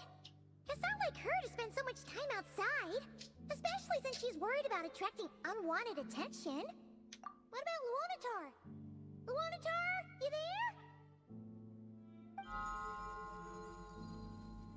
Hey! Do you know where Columbina went? Sorry, didn't understand. But if you know... Yeah, that's even stranger. What about him? Oh, that's not good news. They change color when Columbina gets weaker, right? And they look super pale right now. Good idea. She might know what's happening.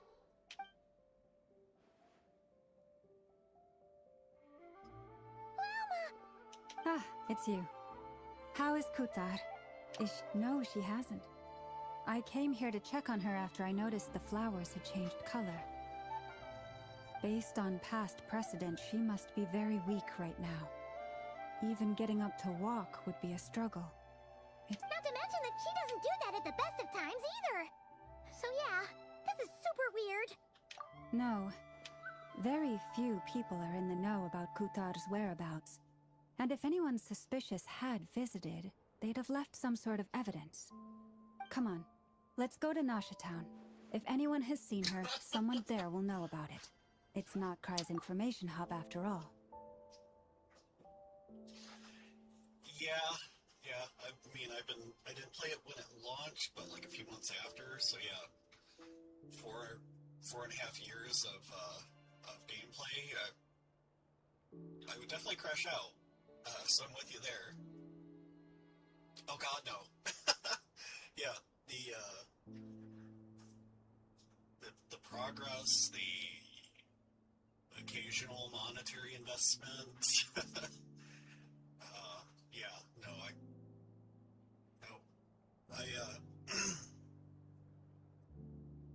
oh geez, okay, yeah.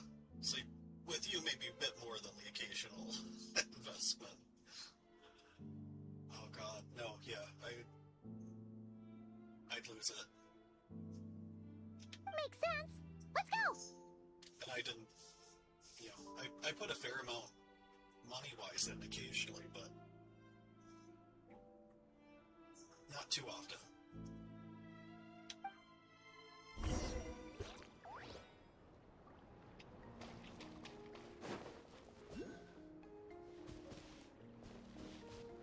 I feel like I picked up a rumor of that. Take me up!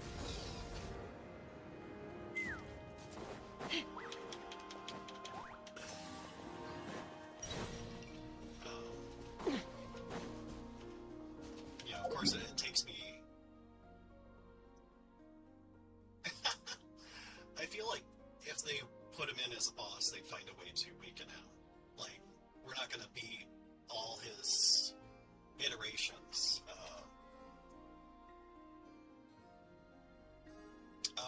Yeah, I guess that's fair. But, like,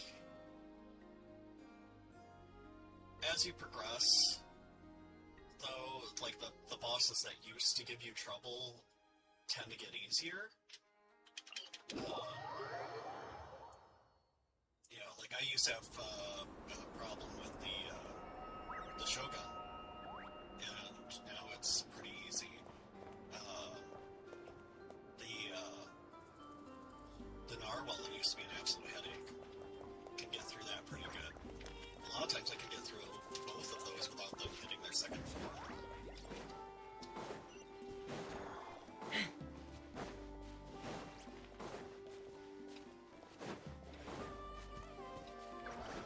So even if it's difficult at first, like, I have faith that... Yeah, my world level should be, I believe, is the max level, too. Wait a moment. Is it just Paimon, or is this stall kind of suspicious? It's never been here before, right? Looks like it's stylized after the fictional world. Simulanka, there we go. No, I don't recognize it. Alas, your free and easy adventure time is over.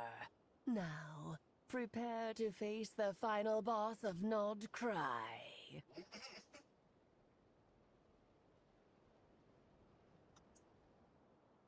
Yeah, I'm kind of curious if they plan on doing anything else with her.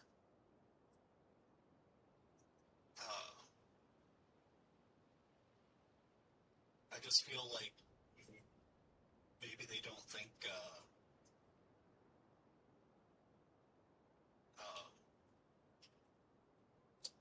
like maybe they think her story's been told. Whoa! Where'd that voice come from? Not sure. but it's definitely hostile.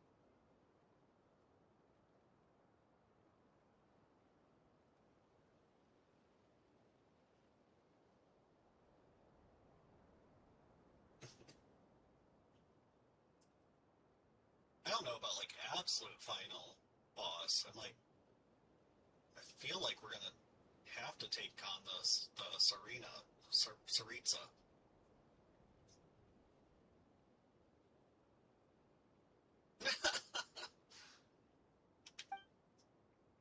No, no, no, not that way. The final boss is right here. The sniffer mole? That's the final boss? Surely not. Also, Yeah, I don't know. It's like, are the people of Hyrule, are their ears aren't that sharp, right? They're kind of rounded off.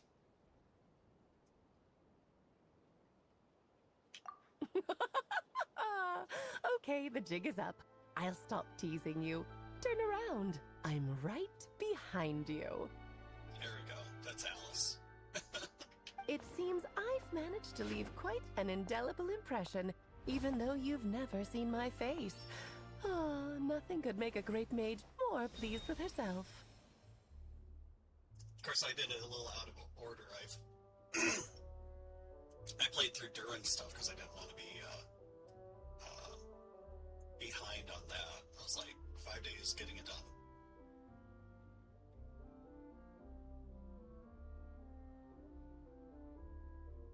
I guess I would need a side by side.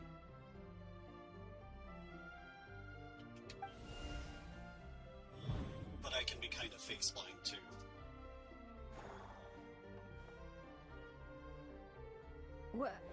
What is going on? I've heard that all the big shots in Teyvat have long, wordy titles that stun people speechless when they make their entrance. Unfortunately, none of them are affiliated with the Hexenzirkel, and we ourselves keep a very low profile. The notorious name-dropping doesn't quite work for us. Still, I, for one, think I'm really quite amazing.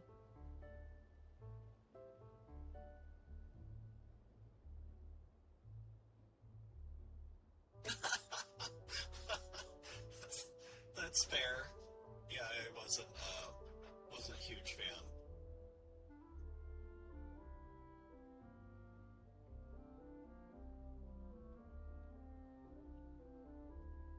Or Palace Marmonia.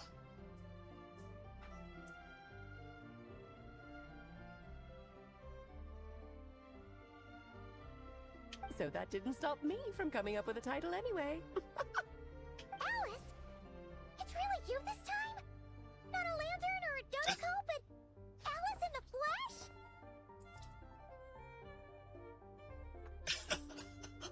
See, I barely use him, but I had to pull for him after a look at that butt.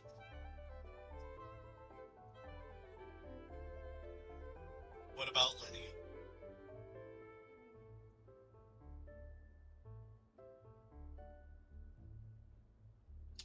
Ah, that's right. So, what do you think? Oh, because of Lenny. How does it feel to finally meet me? D-bag with that.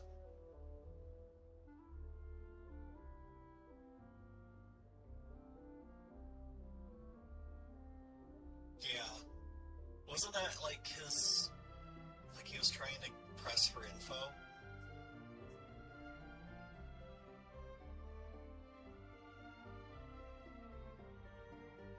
I guess I've seen enough crime dramas, but I'm kind of used to it, so I guess I kind of, delete it over time.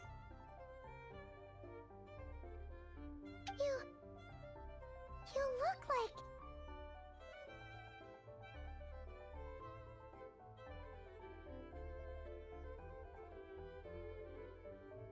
Oh, yeah. Oh, that's the first thing you thought. A little surprising, but that actually makes me very happy. Because that means that when Klee grows up, she'll be just as stunningly beautiful as her mother. So she's a friend of yours?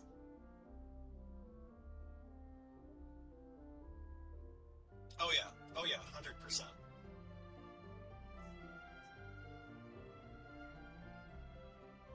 Oh yeah, I love Nuvolette.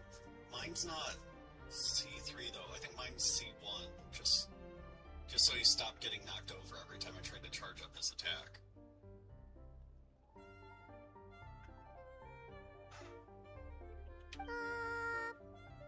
Kind of.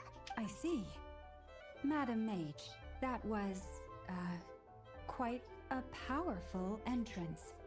I certainly won't be forgetting it anytime soon. I mean, like,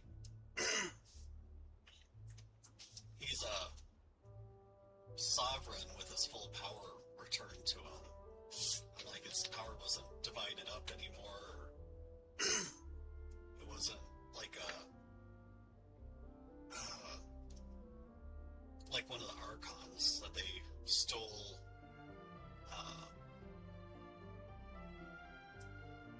They stole an ability. It was innate. It was just returned back to him.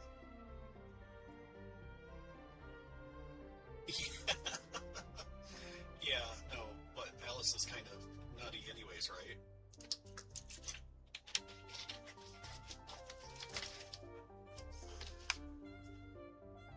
okay, Llama. Don't force it. Paimon will do the honors. This is Alice from the Hexen Circle. She's a friend of ours. And a Marcus, too. That's right. She's a good person. Just kind of unpredictable.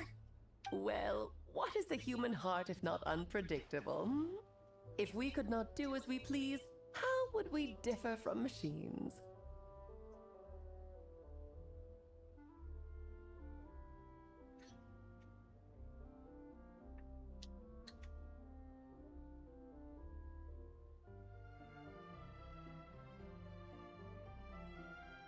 Oh, yeah.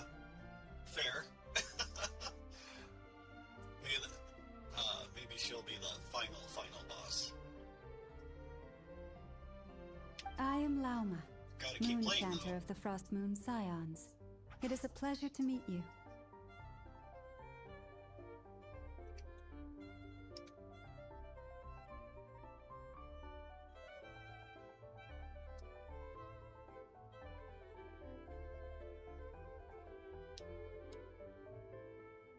Oh.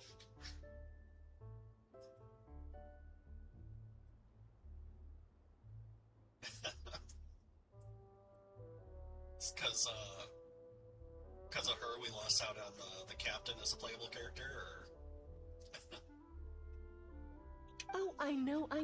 Before you got here, I spent a good, 15 minutes getting up to speed on Nodcry's present situation. In other words, I've read the whole in the last episode part, so we can skip the pleasantries. Yeah, that's true. Fair enough. Well, Miss Alice, I can already tell that you have quite a unique personality. He'll get used to it. Paimon sure is. So anyway, what are you doing in Nodcry, Alice? I mean, if they're immortal... Oh yeah, when we attack them, they drown in water, so never mind. I was gonna say they could have just walked there underwater like Pirates of the Caribbean or something.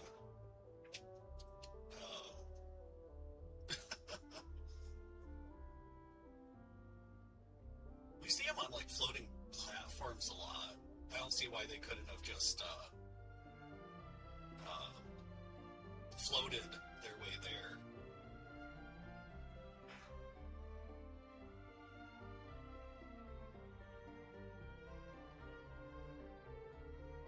Yeah, there's that too. I mean, you know, it's not like they immediately turned into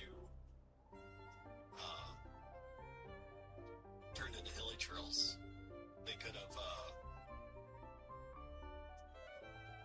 have dispersed, tried living normal lives, and then all slowly turned into Hilichurls. Well, and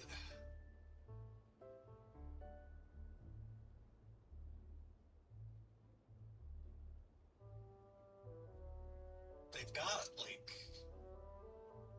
I know there was a thing about, like, their ley lines were acting up. So I'm like, they still have, like, a connection to the rest of Teyvat, in some form or another.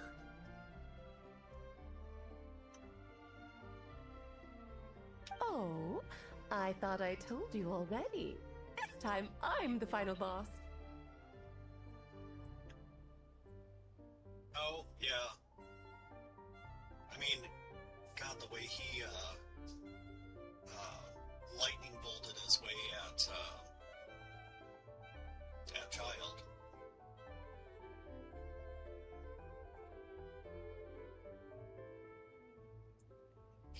You've definitely dug more into the lore. Like, I love Genshin to pieces, but I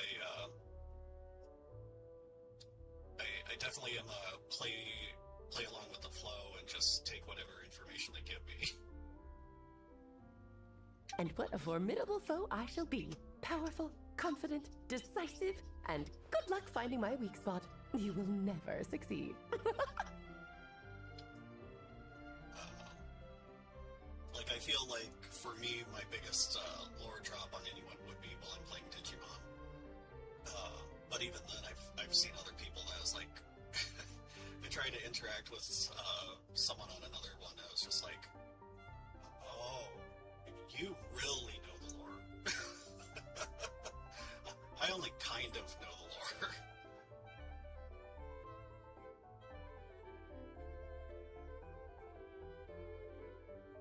Oh, okay.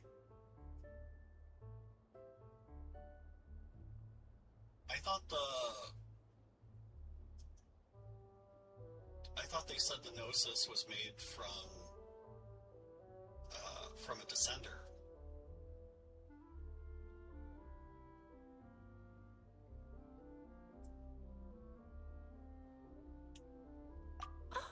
Oh, drat! My one weakness, and you found it in an instant. Thus falls the great Dodo King. Oh, okay. Why are you playing along with this nonsense? For funsies, of course. What's wrong, Paimon? Are you disappointed in me? Am I a gigantic letdown? No, it's just... you seem like a busy lady. And this is the one time you've shown up in person. Paimon figured it would be for something more high stakes than just goofing around. You're quite right. I'm here in Not Cry because something big happened. Something big enough it caught the attention of the Hexen Circle. It concerns the 3 moons, Teyvat's borders, and of course, the moon goddess you are currently searching for. Okay. I definitely need to do some more digging.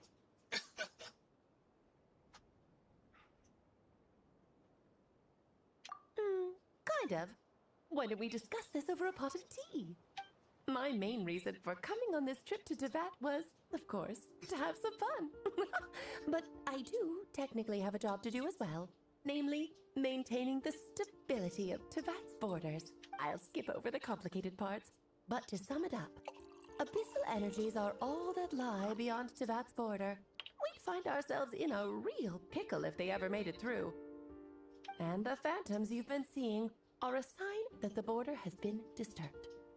Ah, no wonder they tend to show up around Moon Prayer Night. Is it because the real moon is now so close to us that its power can cross the border? In part, but only a negligible amount passes through. Just enough to influence the verdant crests and so on. And as you've noticed, there has been an unprecedented number of phantoms appearing this year. The influence of the moon beyond the border cannot explain this. No.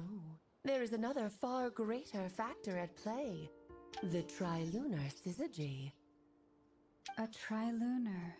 Eons ago, before the heavenly principles came to Teyvat, it was the then 3 moon goddesses who controlled the laws of this world. Oh, that's exactly it! The 3 goddesses split these powers amongst themselves promising never to consolidate them into one singular body. This was meant to keep the world stable. But, fast forwarding to the present, the Eternal Moon's marrow is with you, while the Iridescent Moon's marrow, which should never have appeared in this world, has been retrieved. Add that to the presence of a moon goddess in the flesh and... the power of all three moons is gathered here in Notcry. There hasn't been an event like this since the War of Funerary Flame. I'm gonna butcher that name. Nibelung, is that the Dragon King's name?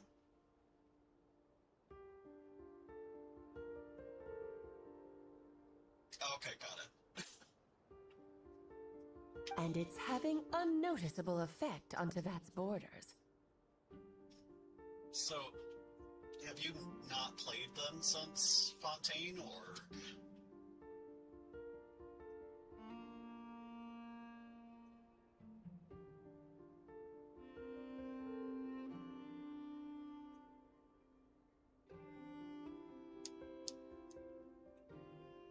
Oh, okay. Cool.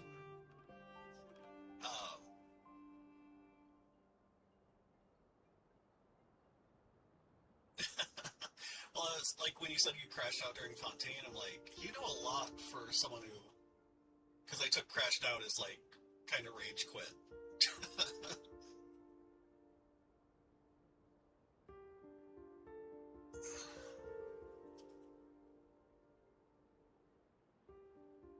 Well, definitely feel free to add me. Oh, shoot. And heads up, I do have ads auto-playing. I have one starting in less than a minute. But yeah, if you want, feel free to add me. Oh god, yes. But yeah, my user number's in the bottom right. Or I could... Do you already follow me? Because I can follow you back and you can send me your user ID if you want.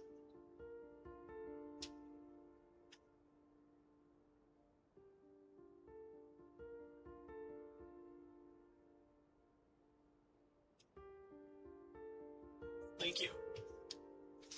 Oh, that's fine. But if you play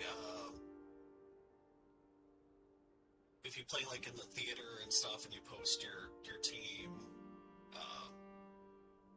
you know, maybe I can borrow one of your characters every now and then.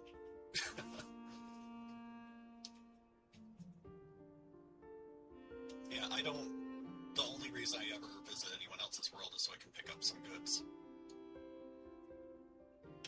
Because I wish to give my darling daughter a peaceful, sunny environment to grow up in. Is that a good enough reason? Kinda sounds like you're dodging the question, but it does make sense. Well, that's one reason anyway, and the most important one. The others are a little complicated to explain.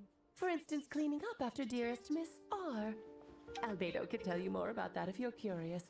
But right now, I have a more important question to ask you. Why are you collecting the moon marrows?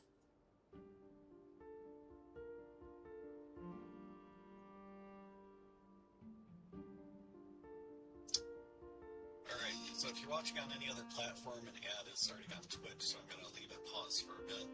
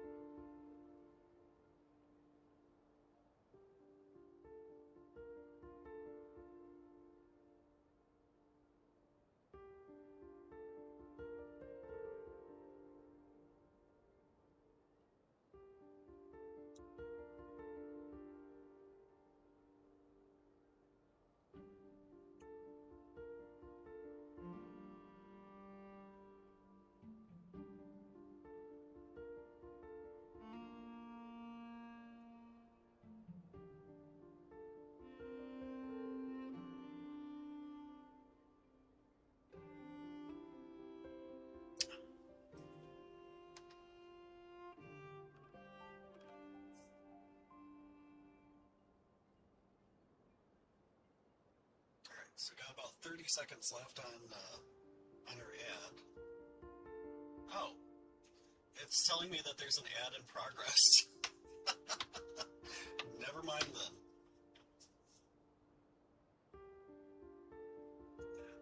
Well, when I'm on Twitch, it's runs ads every like 45 minutes or so. So I'm like, well, if there's an ad running, there's no point in progressing the game. I guess almost every 30 minutes.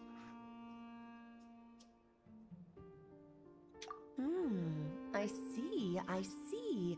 Nicole told me about that legend once.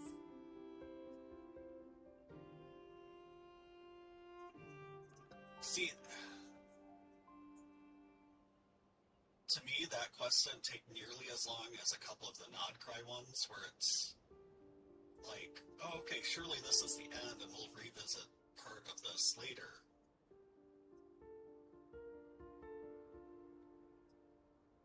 Do you mean just like in total, or like there was one in particular that took a long time to finish?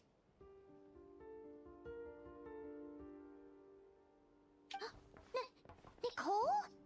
You mean meet Anne? Oh, so you remember. Yes, of course. That was a story about fate, her area of expertise. Oh, okay. Alright, yeah, I gotcha. I guess I didn't notice as much because of,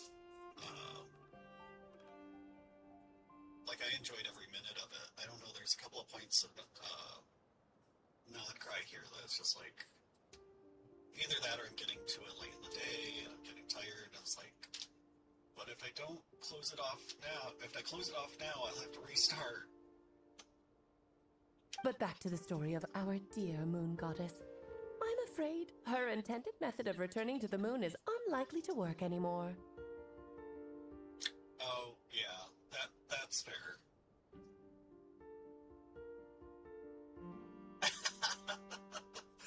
Yes, now the flashbacks are coming back, yes. Yeah, that was another moment where it's like, alright, we gotta be hitting the end. Yeah, it wasn't fast.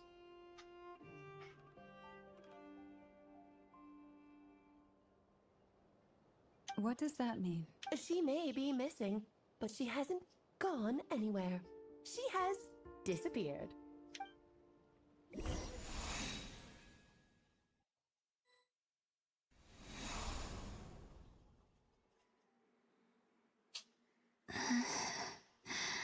My body is so heavy.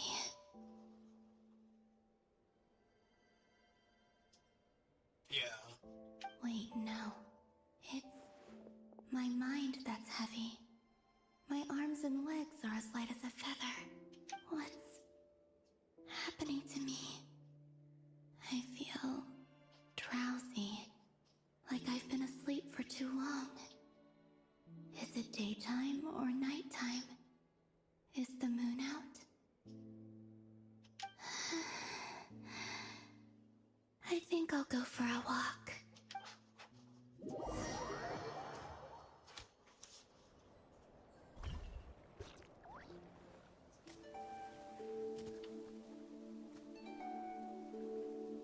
Are you out for a walk too? Huh?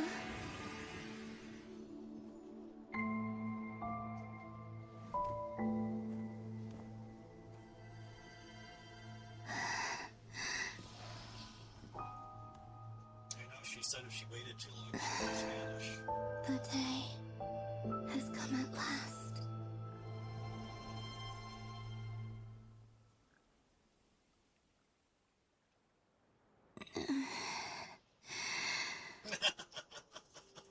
The Archon quest, or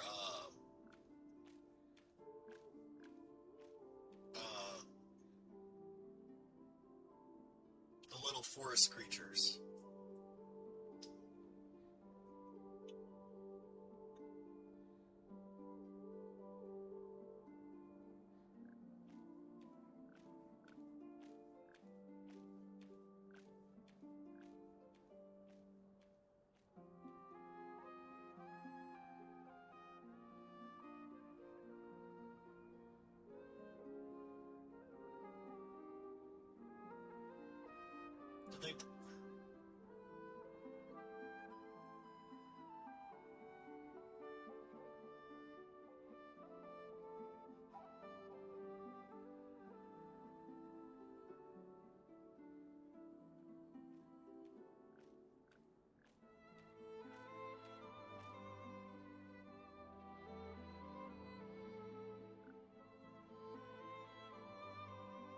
remember like the dream loops, and then there was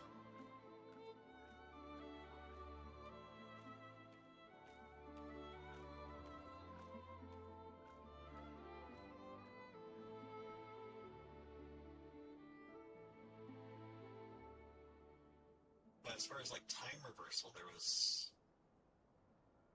I mean, just more or less erasing the existence of the former Archon.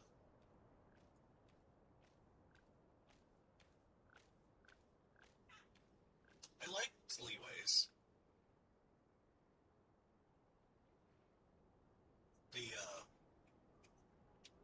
dead body of a god just showing up at the start was kind of a good kickoff.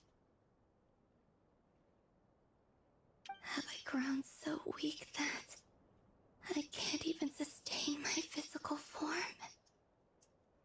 Wonder if it was only lackluster because they knew how much time they were going to spend on Leeway in the future. Because like every year, like they don't treat any other region with as much love as they do Leeway, which I get, but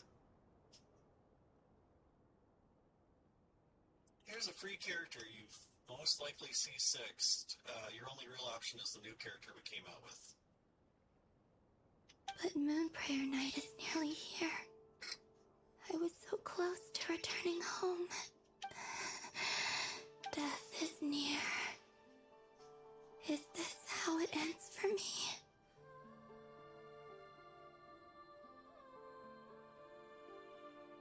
Really though?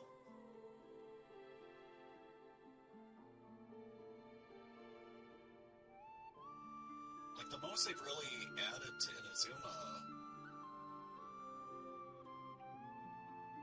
Okay, yeah.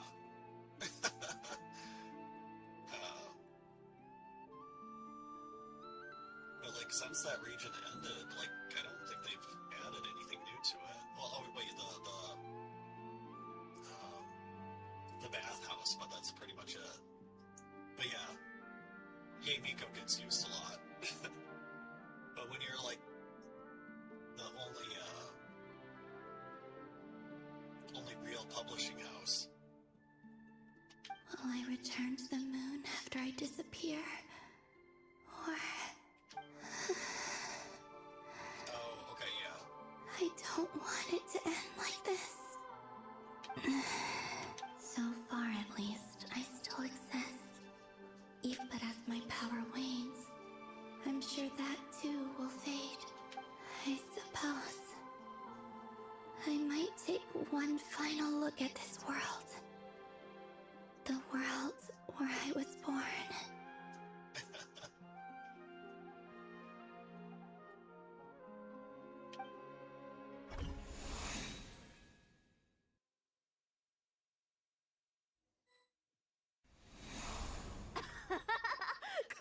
Come I feel on! like my least favorite part for Inazuma,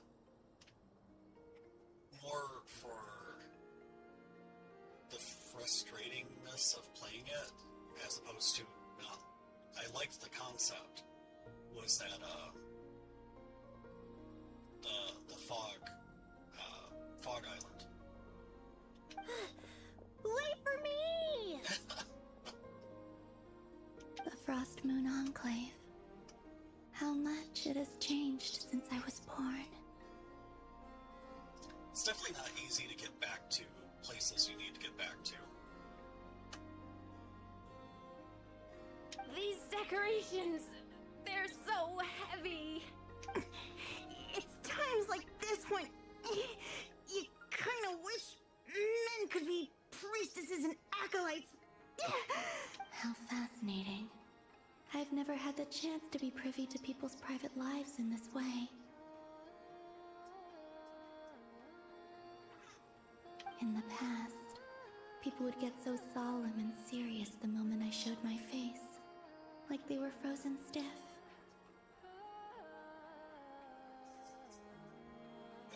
I kind of remember what you're talking about.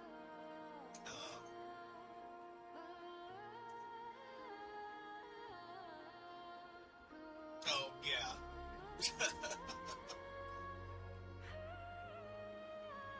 Karina, Lametti, it's time to eat. Coming! I want to watch them a little longer.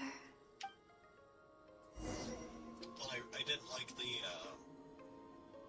being locked into using a specific item to light up your way around and to keep the abyss out.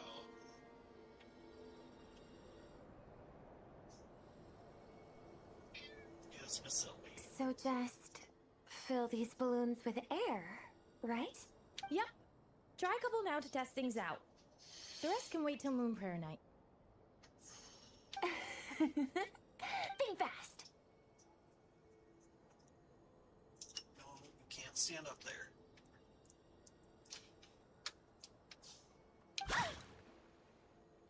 Rita!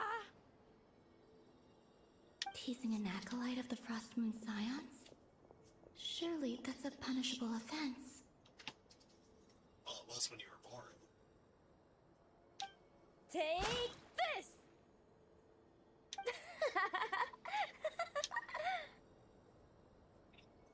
Huh? Alright, enough horsing around. Lady Lauma gave us a task. We should get back to it. The task is just to check that the balloons don't leak, right? Doesn't matter if we fill them with air or water. Yeah. Okay, you got me there. And you got me there. But still, we can't use all the balloons before the festival even starts. We won't use all of them. And as long as Lady Lauma's trusted acolyte doesn't snitch, this can stay as a little secret between friends. A couple more can't do any harm, right? Oh, you menace. Then, think fast! Is pumping a balloon full of water really so much fun?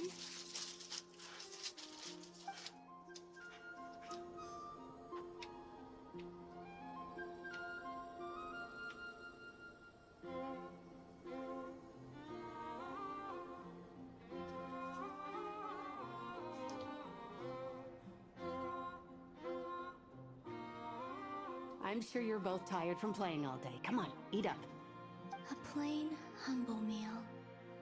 That has always been the way of the Frost Moon Scions. Huh? How come Lametti got a midsummer berry dessert? I don't mind sharing. You can have a bite of mine if I get to have a bite of yours. Hmm? They're sharing food?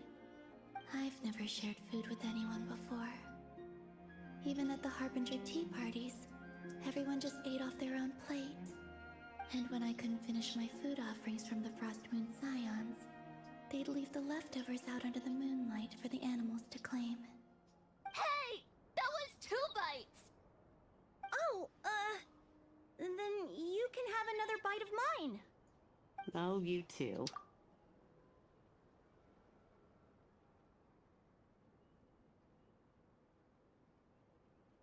I'm just glad we're getting some dudes.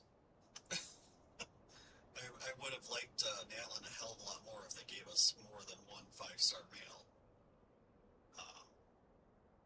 And then not cry dumping 3 on us and a handful of updates. Oh, don't fret now. Here, have some of Granny's too. So this is what it means to be family.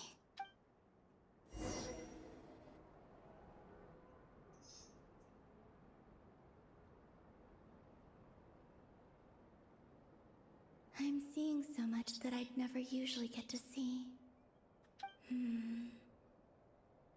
It's nice. What a rare opportunity. I think I'll go take a look around Nasha Town, too. Maybe the Traveler will be there.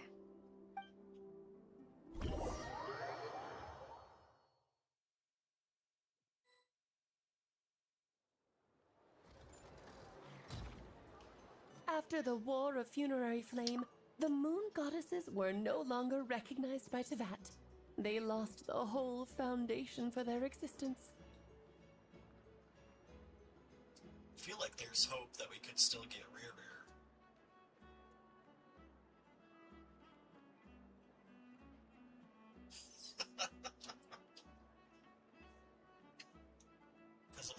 He's not dead, he's just locked away in another dimension. Yeah, I hate walking behind someone that's slow walking. And when it happens in a video game, it's just mind-numbing. That's why the Moon Goddess's strength is fading. She cannot withstand the world's rejection of her. To be more pedantic about it, the Moon Goddesses did something to offend the heavenly principles, and that's why they were ousted. Something of a recurring theme in Teyvat's history. Theoretically, speaking so candidly should put me in their crosshairs too, but they can't tell me what to do. I'll say whatever I want.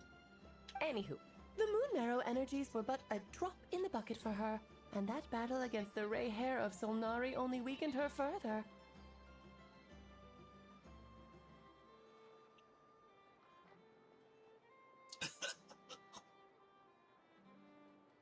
Fortunately, it happened close enough to Moon Prayer Night when the Kuvaki concentration here is high. That's the only reason she managed to survive this long. What do you mean, fortunately? You said... Oh, what a headache. I thought this was all common knowledge. I guess I have some more explaining to do. Okay, buckle up. It's time for another lecture.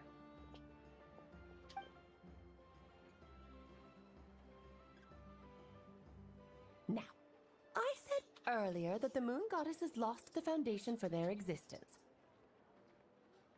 The reason for that has to do with the natural order. Basically, the rationale for their existence in Teyvat was lost.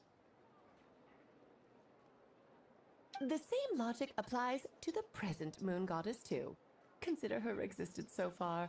Her comrades in the Fatui called her Damselette. And she was worshipped as Kutar by the Frost Moon Scions. But these connections have now been severed, whether by her hand or yours. So, the rationale that once sustained her existence... Wait, we did that? Oh, well, strictly speaking, yes. But let's not start pointing fingers, shall we? I'll only end up as the big bad villain, and that's not the kind of final boss I want to be. Of course I do. I'm only the greatest mage in the whole entire world. Now, if you wish to find your Moon Goddess, there are two problems we need to solve. Firstly, we'll need to strengthen the connection between her and Teyvat, at least enough to sustain her until Moon Prayer Night. Strengthen her connection? But does that mean... I'm afraid a bygone faith and a former home won't be of any help to her now. Do you know her name? Her name? Oh, yes. Names are very important things. A name is a fundamental concept that anchors one's entire existence. Then your first job is to find it. As a Moon Goddess, I'm sure she must have a name she identifies with. Neither Columbina nor Kutar is her true name, and she's never really accepted either of them. So, finding out her real name isn't... Yes, I know it sounds like a small step. But every journey... The second problem is with her plan to use the Moon Marrows to return to the moon. Unfortunately, piercing through the false sky will take an enormous amount of power. Given her current condition, she won't be able to provide anywhere near enough power, even if she recovers her physical form. But no need to fret. Nicole's the expert in this field, and I'm sure she'll figure something out. Wait, Mage N is... That means we've got 2 Hexacircle mages on the case. This is turning into a pretty big deal. Actually, this is more of a side quest for me. Like you said, I'm a busy lady, so I can't stay for too long. I'll have to return to Teyvat's border soon. That's the upside you get for looking out for my little Klee. Hopefully that will incentivize you to carry on keeping her company in the future. Anyway, jokes aside, you'd better get moving. It will take quite a miracle for the Moon Goddess's consciousness to hold out till Moon Prayer Night. Oh, I suppose I might as well tell you where Nicole is before I leave. Off you go now. Time to meet your new friend. Oh, yes, and a little suggestion. Don't forget to mind your heads. What? I wonder how Durin's doing. I should really go see him before I head back. You really are super... I most certainly am. There's so many children I have to keep tabs on just in Mondstadt. Durin, Albedo, Venti, Varka. Clay didn't make the list, huh? Of course not. Clee is my pride and joy. I have no qualms about her, because she's the best child in the whole wide world. Yeah. Clee's a little angel. Certainly is. I'm glad you agree. Well, all the best. See you when I see you.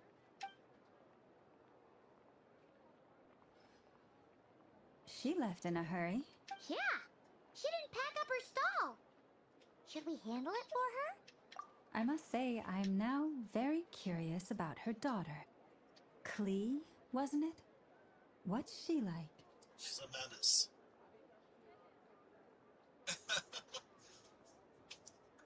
I was surprised she walked away and didn't just, like, phase out. That's Puff of smoke. a long story. Come on. We'll fill you in as we go.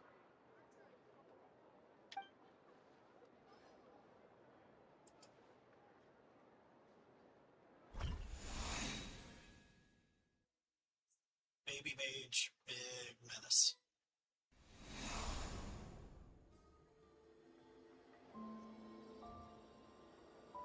What a lively place. I've never experienced Nasha Town like this before. Hey, you old geezer! Your hammer's rusted through! Who are you calling old geezer? Are they quarreling? I'm looking right at him! You've really gone downhill since giving your daughter free reign in the workshop. Can you even swing a hammer anymore? It shouldn't take you days just to fix a single chair. You might as well use that hammer to massage my back for all the good it's doing. Don't run your mouth, or you'll get a back massage that'll put you in bed for the rest of your life.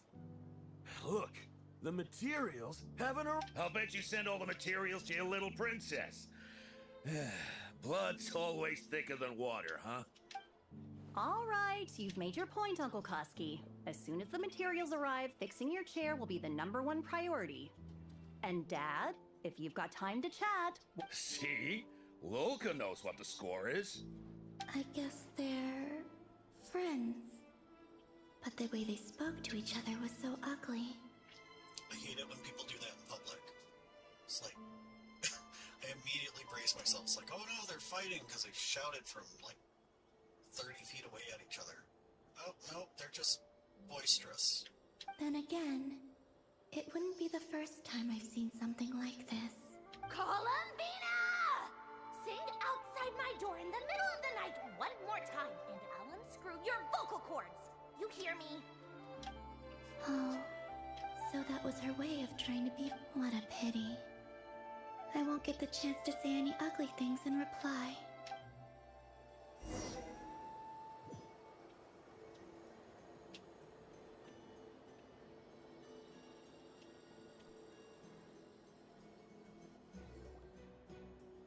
Hey, have you decided what to give her for Moon Prayer Night? I sure have. She's gonna get the surprise of her life when she's least expecting it.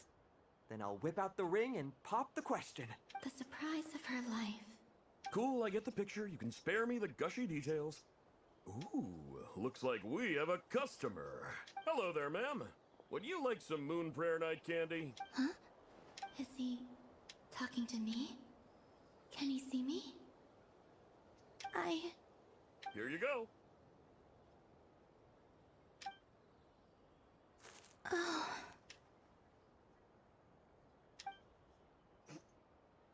Come back anytime. Right. Now, where were we? I don't know why, but...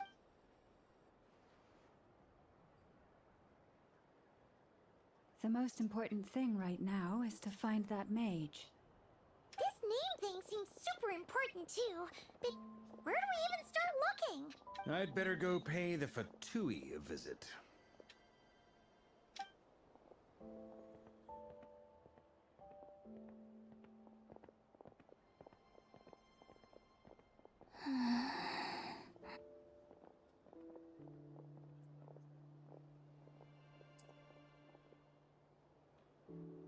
Supposedly we've got another ad starting in less than a minute. Columbina?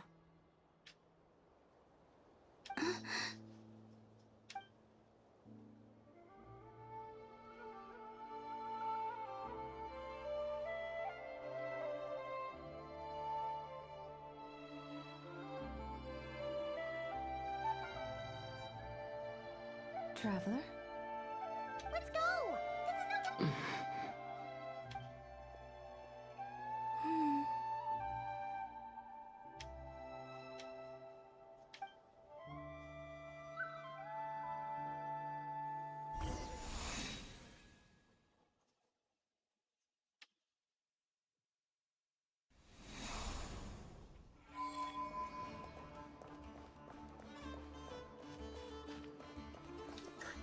Well, I need a momentary break myself, so I'll just swap it over to be right back.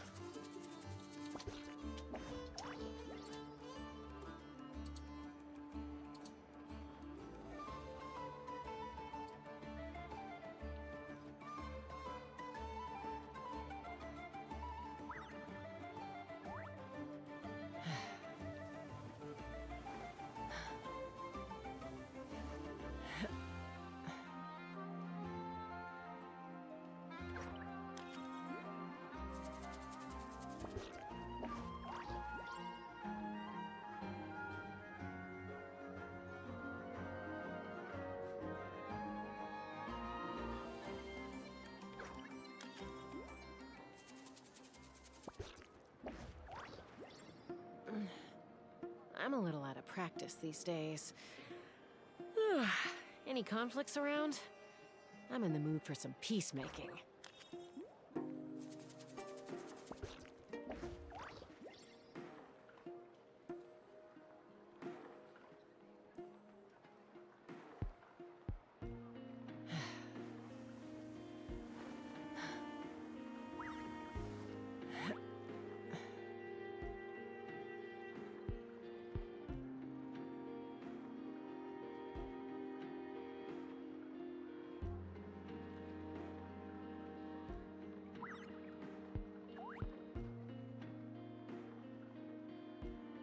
When you lose your way, gaining some altitude can bring some perspective.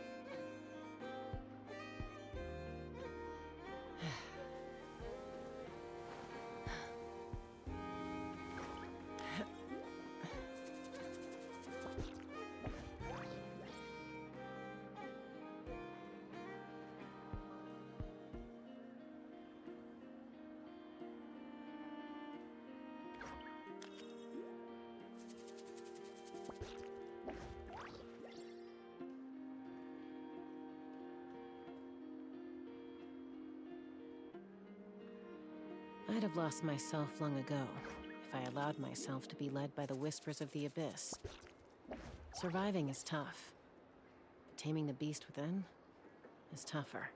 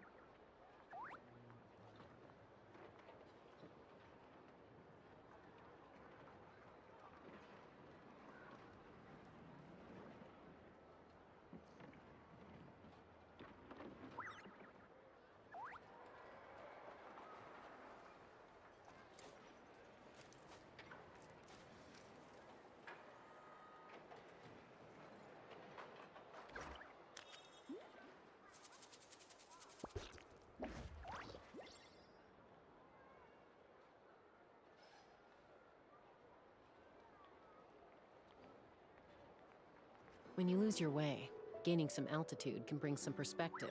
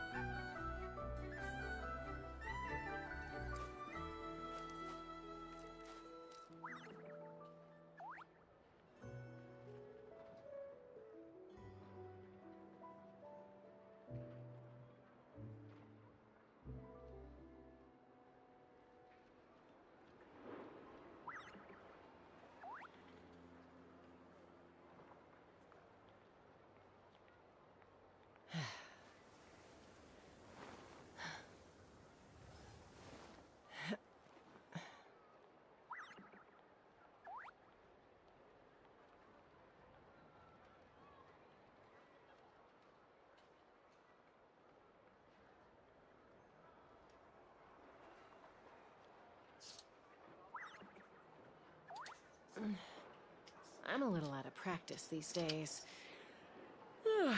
Any conflicts around? I'm in the mood for some peacemaking. Back.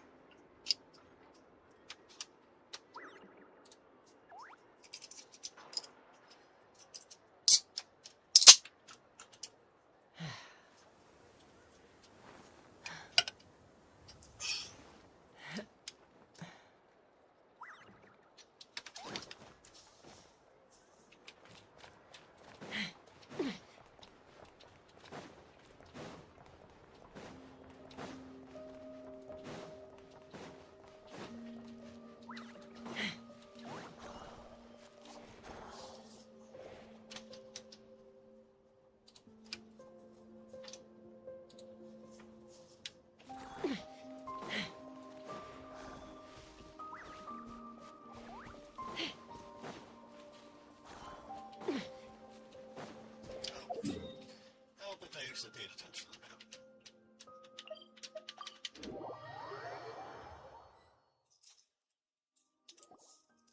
Where are they going? They mentioned a mage and... a name? So, Mr. Varka, are you acquainted with this Nicole? Or should I call her Mage N? Ah, not really. We've never met, though she has come up in conversation. From what I've gathered, Alice kinda took Nicole under her wing. Taught her how to speak in a more ladylike fashion. That kind of thing. Huh. Hard to imagine Alice as an etiquette coach. Yeah. Alice is a larger-than-life personality, I'll give you that. But then again, that's why she's able to draw such an eclectic mix of people into her inner circle. If I remember correctly, being an interesting person is actually one of her main entry requirements. So, if you ever wanted to join the Hexenzirkel, I'm sure you'd both be eligible to apply. Hey! Don't go around making promises on Alice's behalf! I wouldn't dare. I'm just trying to paint a picture of the Hexenzirkel for you. Okay, sure. Anyway, since none of us have ever met Nicole, how are we supposed to find her? We can't just go up to every woman in sight and ask, "Hey, are you Nicole?" Maybe something she's wearing will give it away? Like, a windbloom pinned to her chest or something. Wait a minute. Alice never said Nicole was from Mondstadt. Oh, true.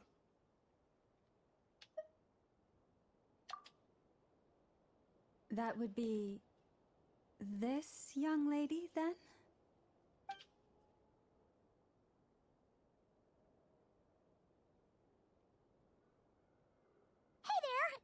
sorry to disturb you, but are you Miss Nicole?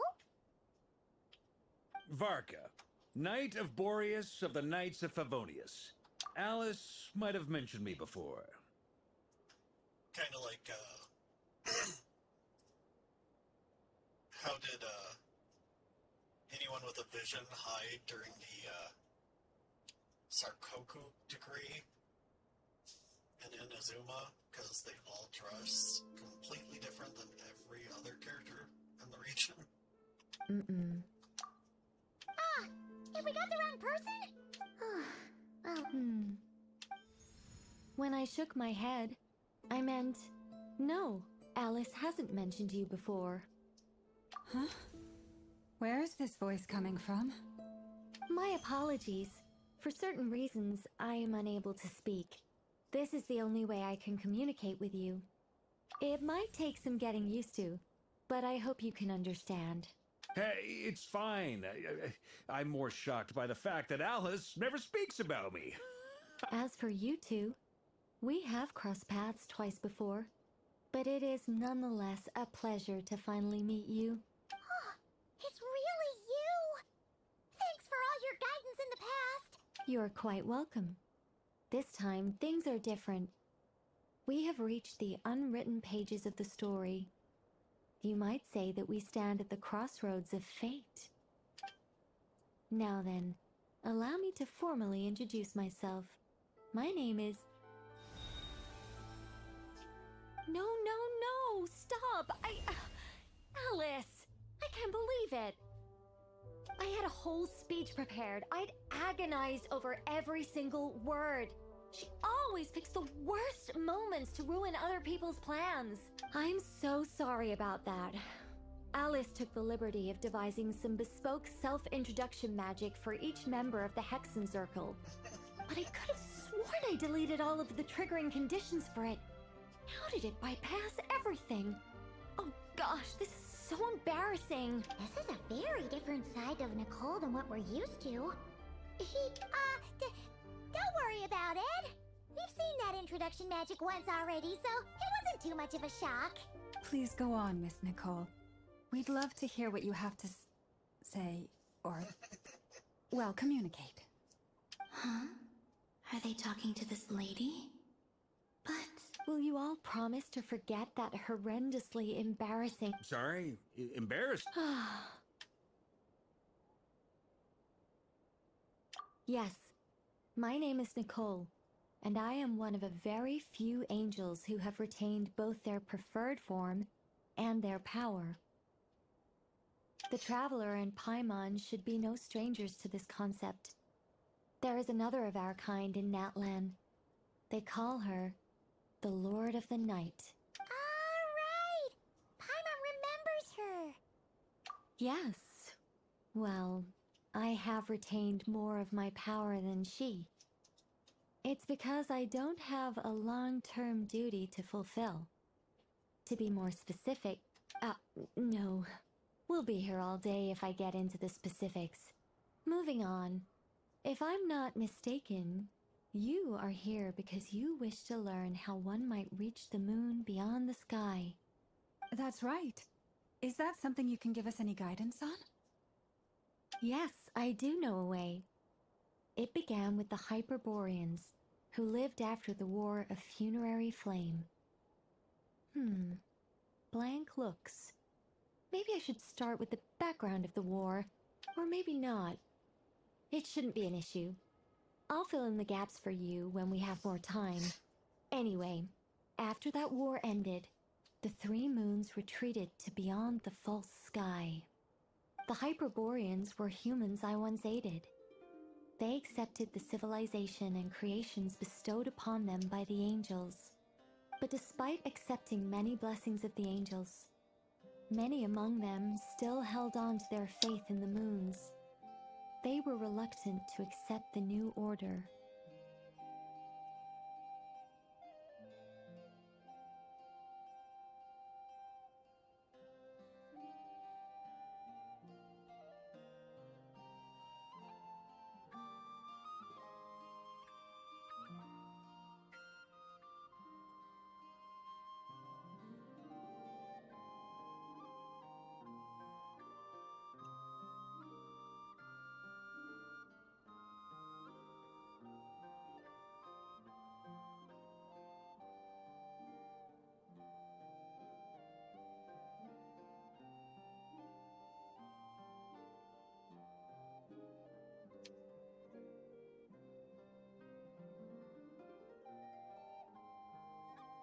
even after the War of Funerary Flame.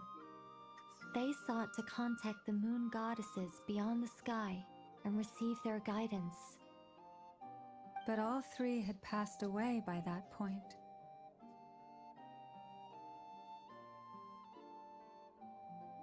This mage has a unique method of communicating.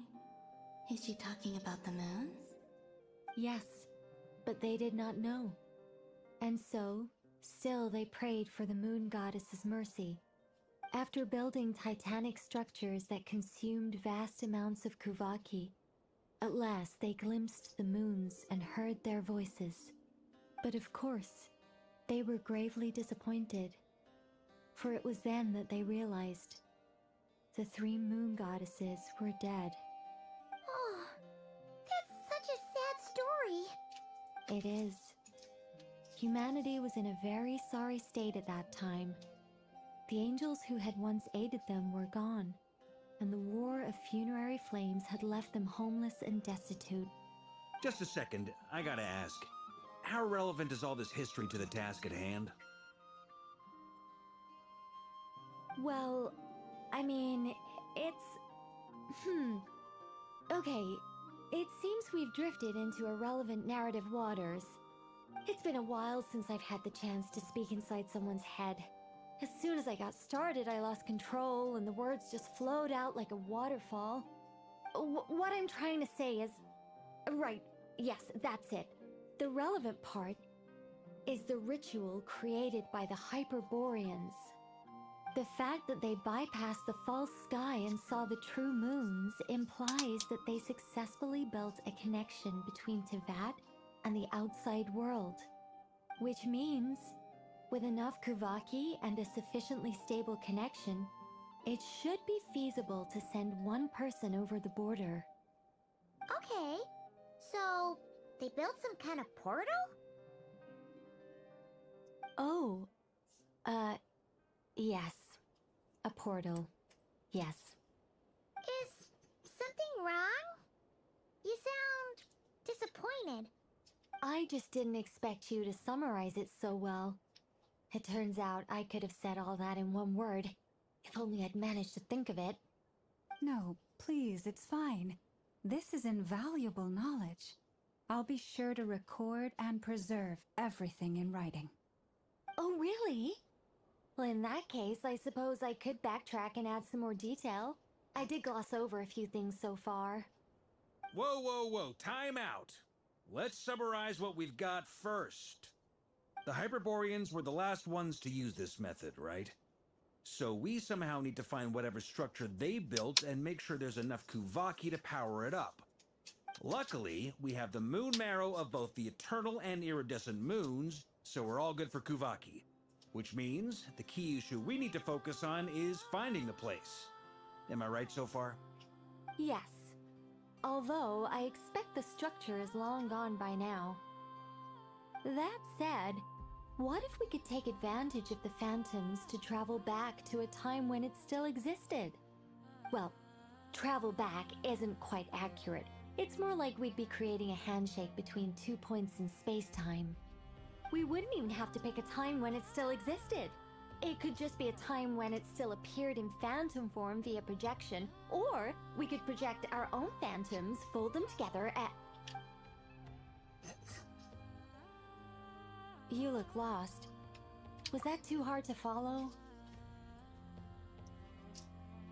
It's like trying to explain organic chemistry to a fourth grader. Yeah, things got a little, technical there. Paimon's brain is reaching capacity. Alright, let me think about how to put this more simply. Okay, got it. Over the next few days, I'll search for phantoms that we can use. Once I find one that meets the criteria, I'll let you know and we'll regroup. By completing certain rituals, specific individuals will be able to enter the phantom and make it to the Hyperborean structure. If everything checks out, and it looks feasible, we'll just need to wait for Moon Prayer Night, and we can send the Moon Goddess back home. I'm really skimping on the detail here. I think so. For now, we'll just wait to hear from you. Yes? Basically, yes. Great. Counting on you. In the meantime, we'll focus on finding the moon goddess's name. My name? Are they looking for a way to stop me from disappearing? Excuse me, Miss... Go on, Miss Nicole. This conversation was a little all over the place.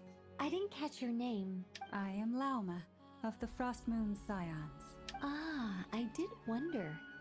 I noticed that you listened very intently when I spoke about Hyperborea and the moon's history. If you'd be interested, I'd love to visit you this evening and go through it again in greater detail. Also, if you were serious about making a record, it would be too risky to simply write down the raw details as is.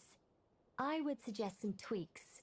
Maybe rewrite the stories as fairy tales or fables, perhaps even prayers. Anyway, we can cross that bridge when we come to it. So, see you later then? Oh, and no need to prepare anything. Just a cup of tea will do. See ya! She seems friendly. It's just... It's so nice to find someone who's actually willing to listen. I've been dying for a chance to finally go through all this systematically from start to finish. Any longer and I'd probably start forgetting it. Now Paimon gets why Alice told us to mind our heads. What did I tell you? Now then, the next order of business is, where do we start looking for the moon goddess's name? Maybe the rest of what Nicole has to say might give us some clues. Once I've heard her out, I'll summarize the salient points and share them with you all. I'm also inclined to review our other documents. Yes, our faith was first established by our Hyperborean ancestors, but many of the more factually accurate records are from after Kutar's birth. Sounds like we're gonna follow Columbina's journey through Teyvat, huh? In that case, we'll start by heading to the Frostmoon Enclave.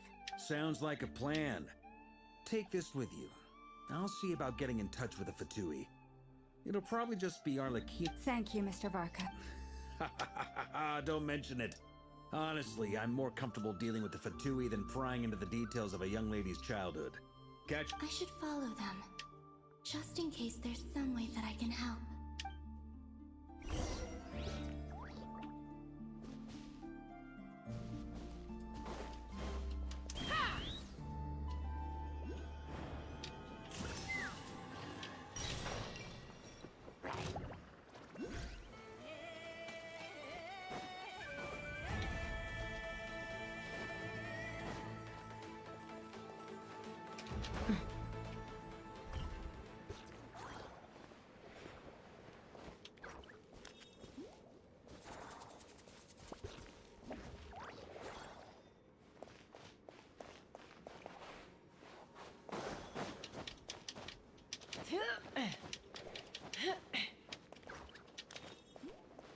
Take me up!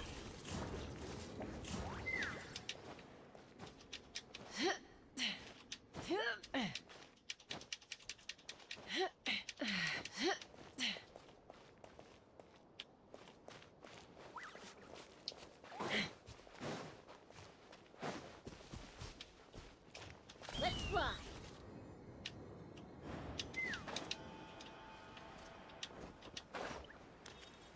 Deal with that later.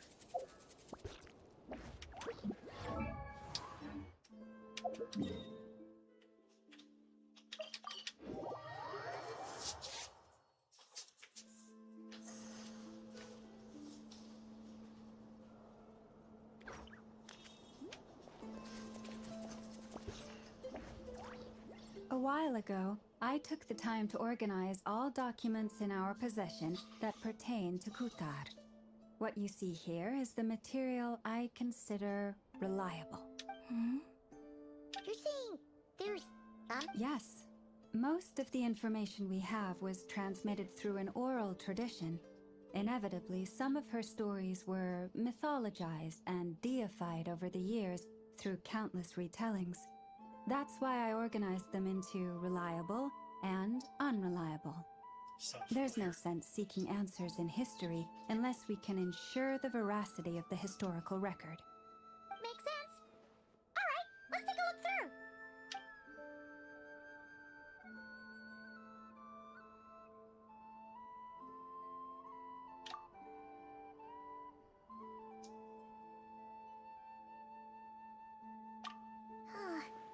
Almost all these records refer to Kutar instead of Columbina. Although neither of those is her real name. What we can gather from these records is that the Frostmoon Scions worshipped her as a god, placing impossible expectations upon her. I cannot fault them for their earnest faith, but for all their devotion, worshipping her day in, day out changed nothing. I imagine that none of it resonated with Columbina. It wouldn't surprise me if, even back then, she had already begun to reject the name Kutar and everything it represented. Lama speaks the truth. When I heard them call upon Kutar with hope and expectation in their voices, they may as well have been calling upon somebody else.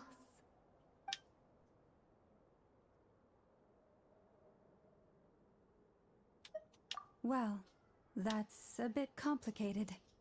I looked at the level of detail and how realistic their portrayal amongst the Frostmoon Scions of today. Only I know of her existence, and I alone have spoken to her face to face. As such, I know that there are certain things she simply would never do.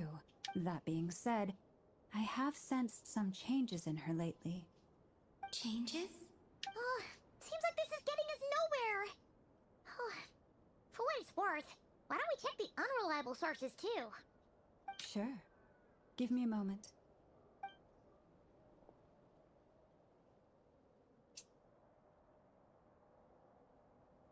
Exerting but a fraction of her divine might, Kutar sheared a great mass from the snow-capped mountain and cast it into the sea, upon whose surface shone the mirror image of the moon. Thus was formed the island of Hisi. Yeah, right. That doesn't even begin to pass the sniff test.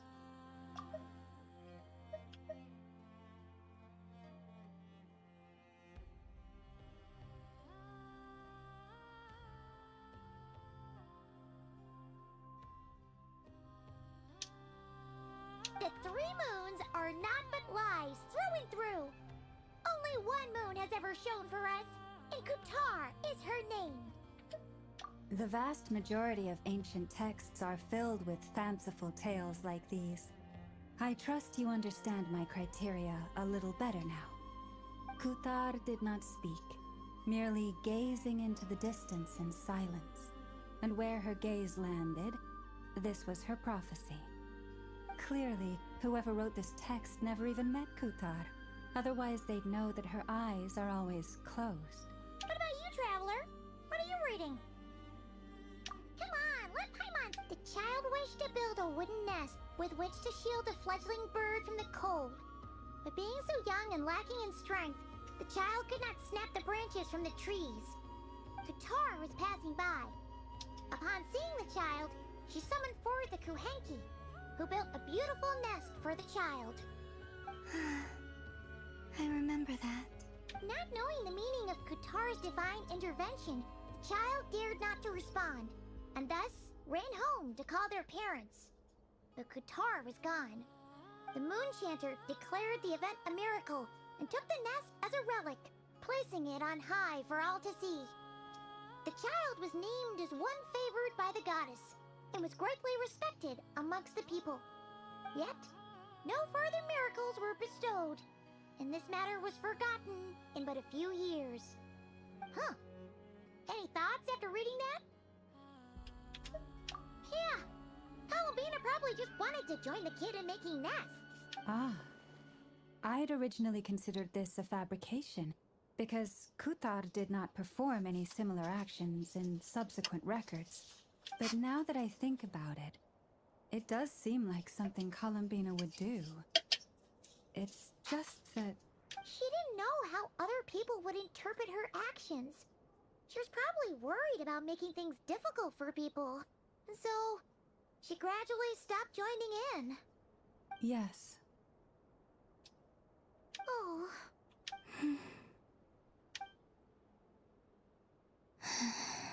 And now, I can make no such gestures of warmth, even if I want to.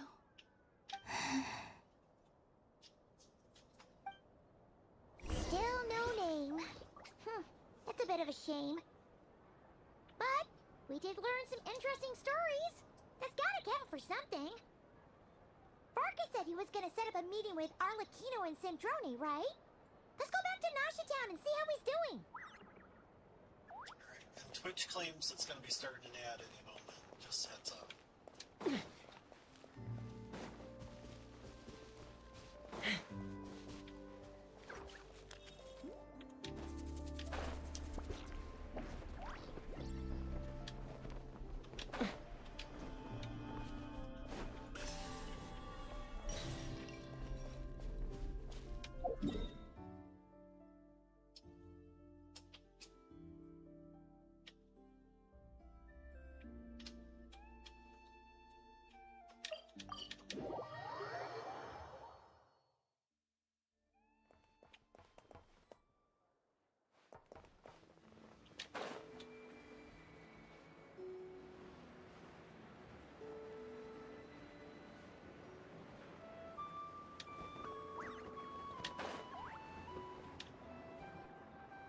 Let's see.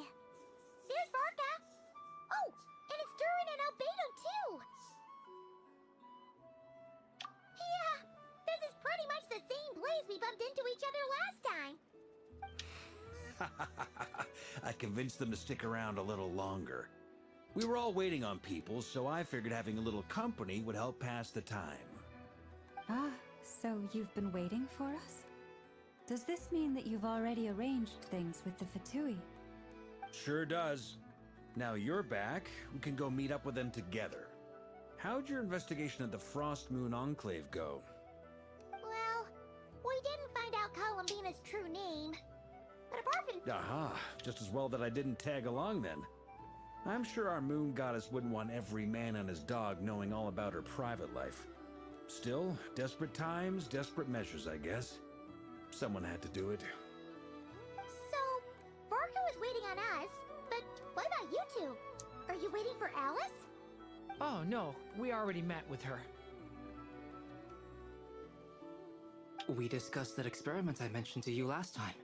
Oh, and she also handed me this communication device. That's right. I understand she informed you about the relationship between the Phantom Phenomena and Tevat's borders, yes? She wants me to help her with some more experiments on that front. She said that she'll contact me through this device with more information. Ah, I see. Following instructions and making observations. Pretty common research method. Takes me right back to Albedo's lab. Wait, then who exactly are you meeting? Someone you know. Albedo's met him too. But I don't think Miss Lauma or the Grand Master have been introduced. Introductions are overrated. Especially in cases like this. It's you! Hat guy! So? It's not like the Academia has prohibitions against going abroad. Also, I applied for leave. I've been writing to Hat Guy since obtaining a human form. I've already brought him up to speed on everything that's been going on in Nodcry. Hat Guy? Turns out, I actually have heard that name before. Oh? Then why did you react the same way I did? I only knew the name, not the fella. But since we're all here, let's do some introductions for what it's worth. I'm Varka, Grand Master of the Knights of Favonius. Lauma, Moon Chanter of the Frost Moon Scions. And I'm a Driosh from the Vahumana Darshan of the Sumero Academia. Hat Guy. Good to see you again, Mr. Guy. I believe we last saw each other on the boat ride here.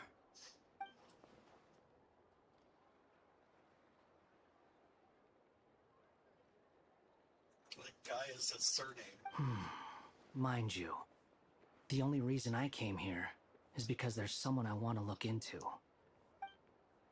that? The Doctor, also known as Dottore, second of the Fatui Harbingers. From the tone of your voice, it sounds like there's bad blood between you. I was reviewing our archives and noticed that a lot of information about him was missing. Left a bad taste in my mouth. That's all there is to it. Dottore, or Zondique, as he was then known, once studied at the Academia, but he got kicked out before he could graduate.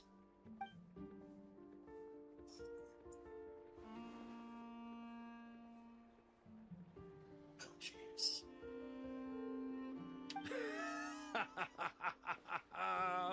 So the Harbingers... Last we heard, he was planning something. We actually heard that a few times before, even coming to Notcry. But we haven't seen a trace of him since we got here. He only appears when something interests him. For all we know, he might have left already. But the fact he did something here at all is worth noting. It'll fill a couple extra lines in his file. Why does it sound less like a file you're writing and more like a criminal record? Anyway, we were just about to meet two of the other Harbingers. Want to come along? You might learn a thing or two about him there. Sure. Even though they're Harbingers, well, they're old acquaintances of all. The Frostmoon Scion's relations with the Fatui remain tense. Forgive me if I do not attend. In that case, we'll continue assisting Miss Alice with her experiments. Good stuff. Everyone's having a fruitful time. All right, we better get going. I'll lead the way.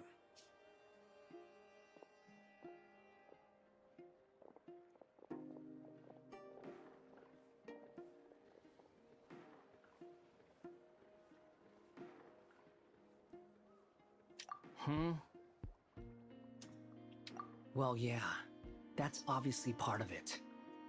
But I'm not the only one who has a score to settle with him. Neither you, nor Lesser Lord Kusanali, nor I want to see him meddling with things again.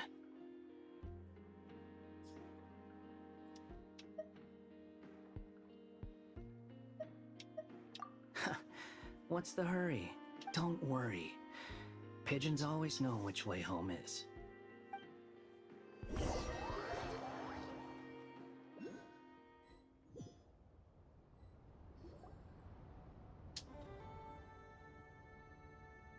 You made it. Who is this? A scholar from Sumeru. They call him Hat Guy. He's an old friend of the Travelers. Wait, this is the Academia representative you wrote about? He doesn't exactly look the part. I believe this will prove my identity. You'll notice it bears the seal of the Sanctuary of Surasthana. They're not gonna recognize him as a Harbinger? Well, what do you know? So it does. All right then. My mistake.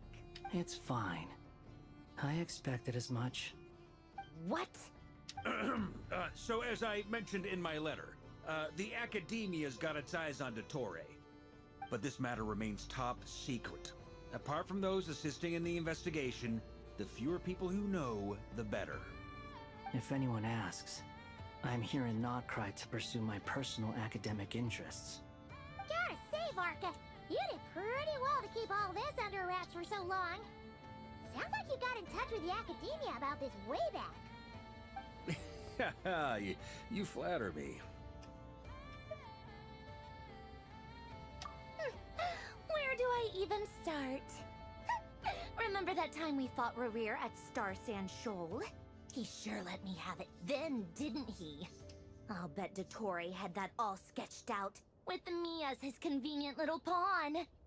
He could not care less about us if he tried, but hey! The feeling's mutual.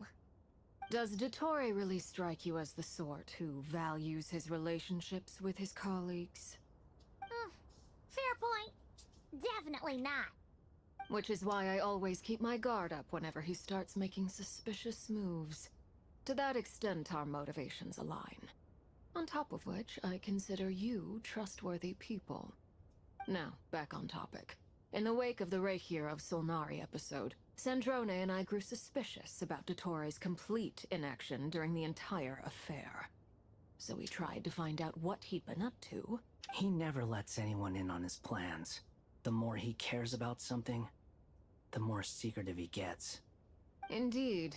Perhaps he believes that by keeping a low profile, he can avoid trouble. But that trick isn't going to work on his colleagues. Yeah, I mean, he's been researching the ancient moon's remnants. And he's been trying to get his paws on the moon marrows. Only an idiot would believe he doesn't have something more planned. With this in mind, I returned to Snezhnaya and relayed my thoughts to Her Majesty the Tsaritsa, entreating her to have him recalled. That's pretty direct. Did the Tsaritsa agree? Yes. I made it abundantly clear that the Fatui's business in Nodcry is almost concluded, and we do not need 3 harbingers in this territory. Her Majesty concurred. Accordingly, Dottore has returned at her orders.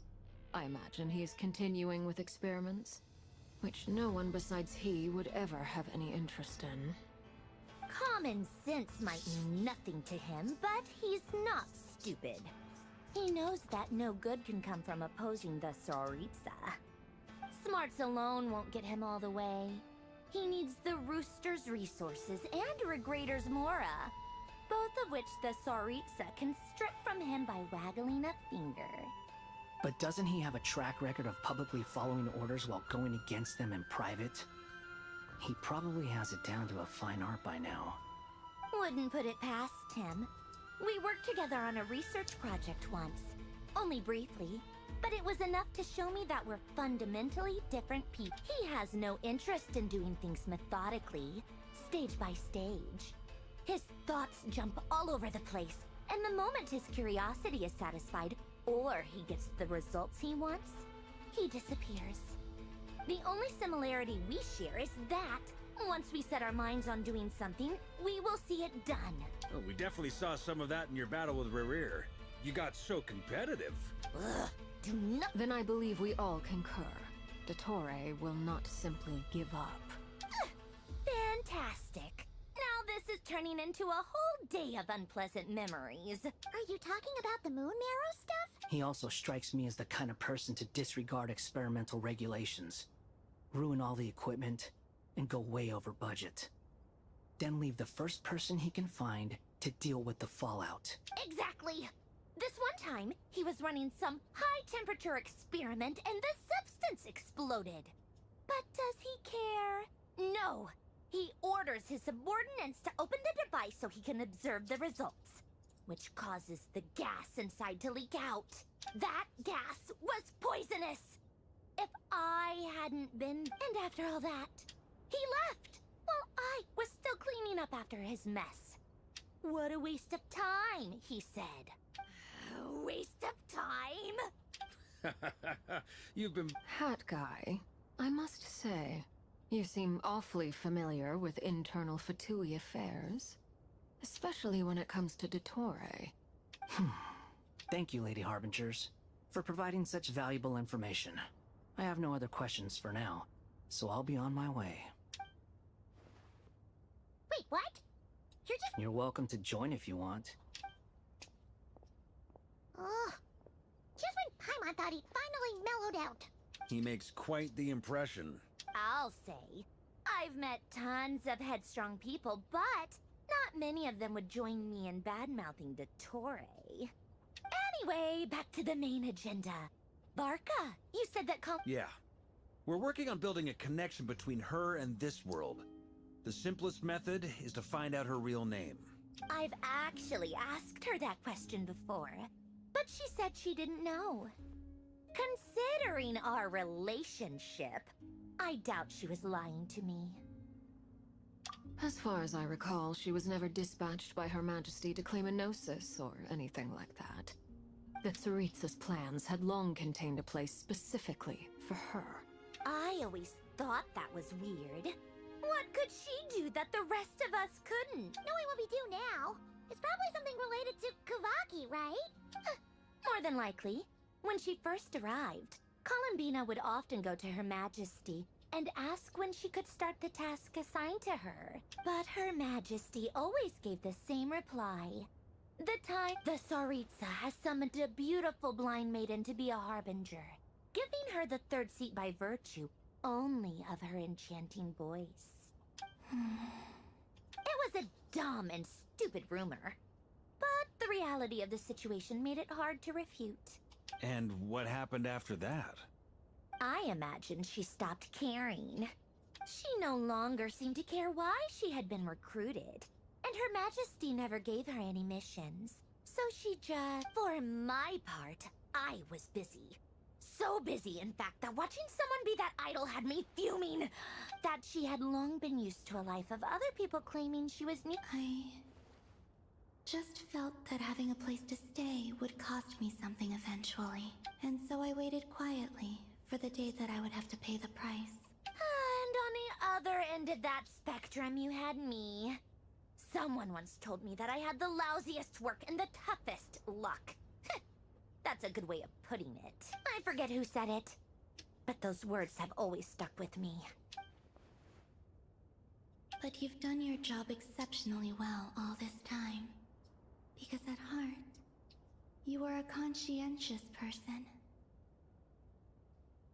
What is it? Something come to mind?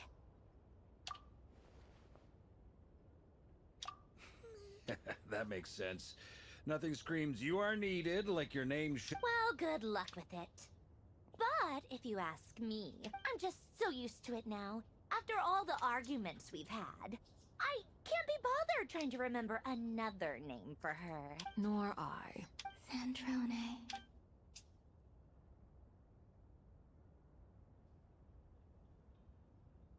Huh!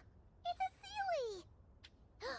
Ladies, I thank you for your hospitality. If the chance ever comes up, I'm sure it will. You can make your own way out. Heck, you've been here enough times, you probably know your way around better than I do. Okay, time to do what adventurers do best.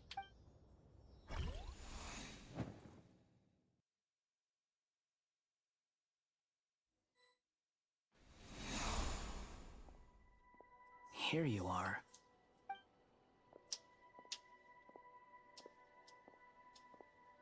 Oh, that guy. How come you're back so soon? Did things go all right with the Fatui? Fine. Dottoro's been summoned home by the Tsaritsa. Couldn't get... How about you? Any progress with the investigation? Unfortunately not. We've tried everything. Different phantoms, different locations, different points in history. But the results are the same each time. Abyssal monsters roaming the land.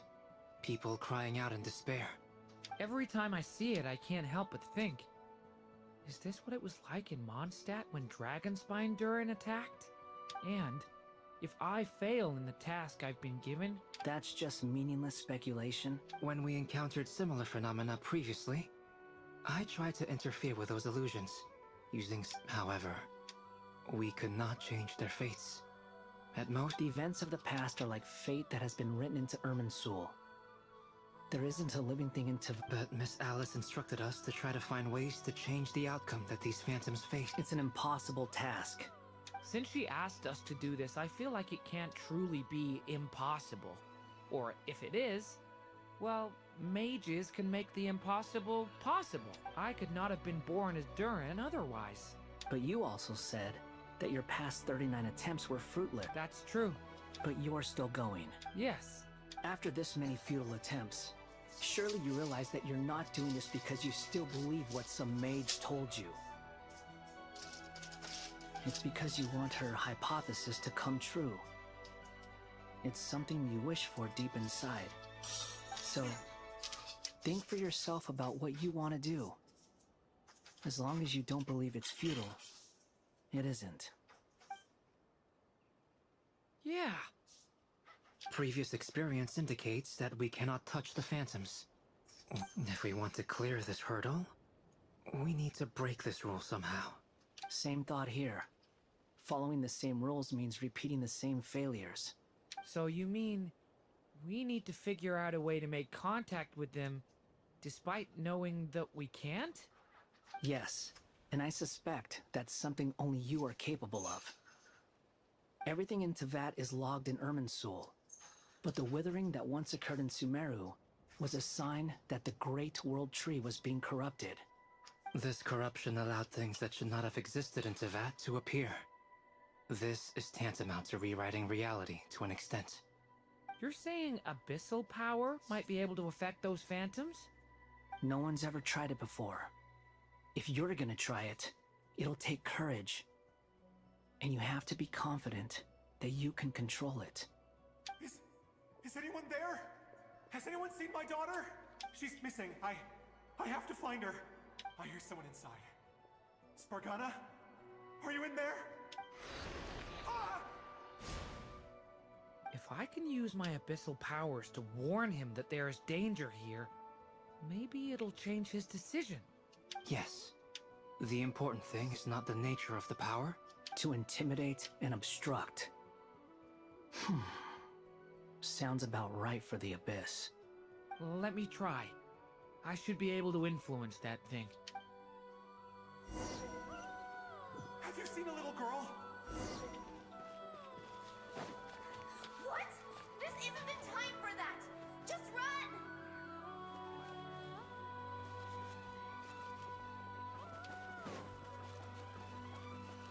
I hear someone inside. Spargana? Are you in there?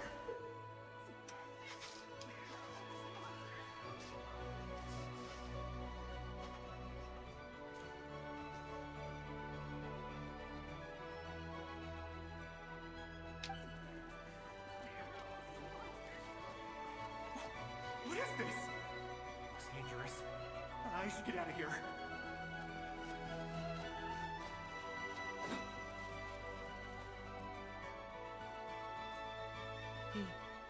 He really— Don't celebrate too soon. Monsters approaching from the front. You need to stop them and create an opportunity for him to hide.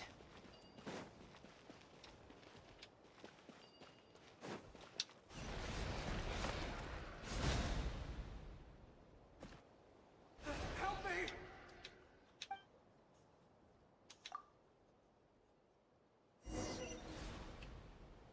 Monsters approaching from the front.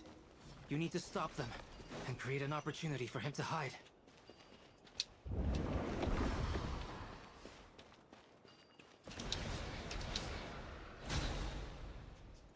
Feels like that was the only thing I could interact with at first.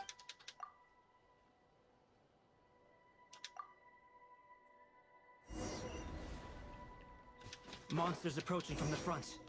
You need to stop them and create an opportunity for him to hide.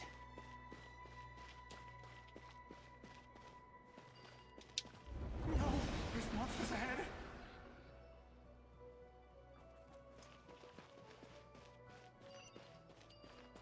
Wait, is that the barrier I saw earlier?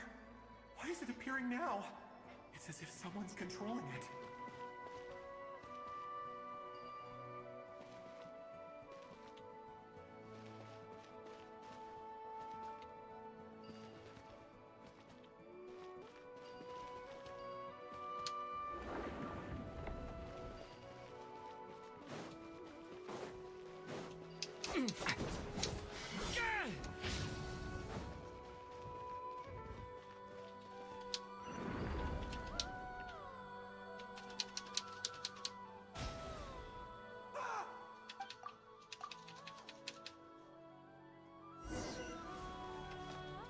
Monsters approaching from the front.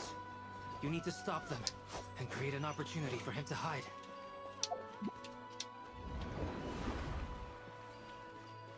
No! There's monsters ahead!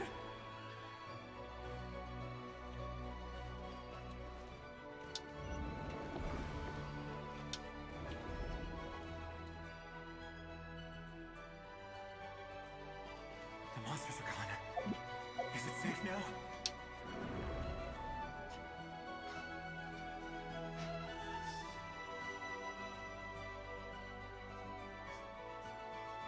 The barrier's gone too. How odd. Anyway. Quickly, let's...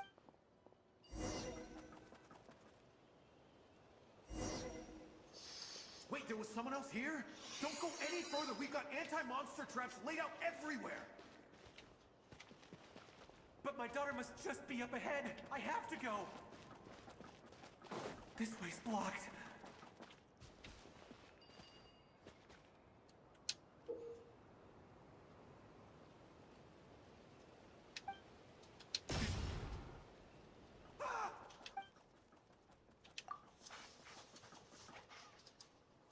Don't tell me about what's he standing next to it. Wait, there was someone else here? Don't go any further. We've got anti-monster traps laid out everywhere. But my daughter must just be up ahead. I have to go. This way's blocked.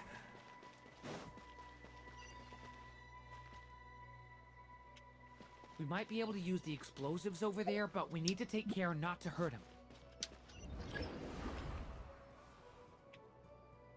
I'll use the barrier to keep him at a safe distance.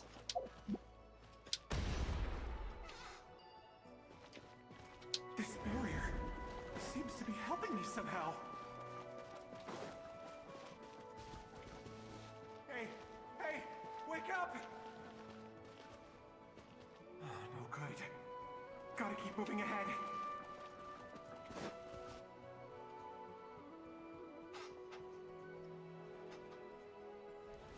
So many monsters!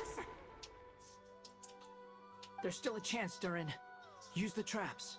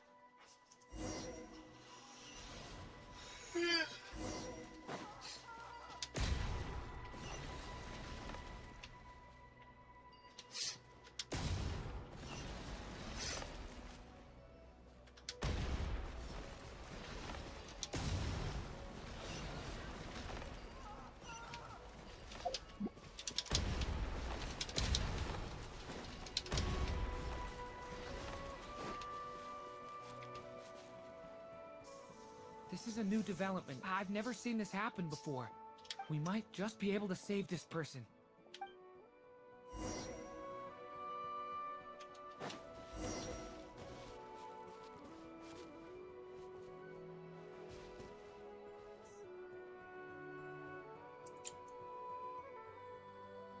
Hello there. Have you seen my daughter? Spargana's her name. She's carrying a large backpack. Get out while you still can, you fool. But I can't just leave her here. Sorry.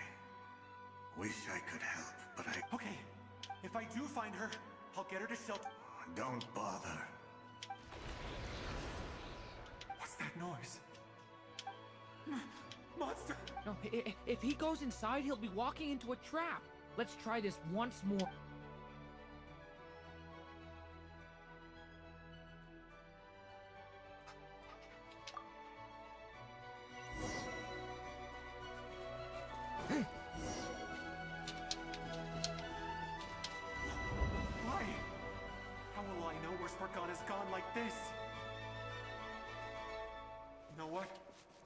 I'll trust this strange barrier. It's gotten me this far after all. Hey! What? Spargana, are you there?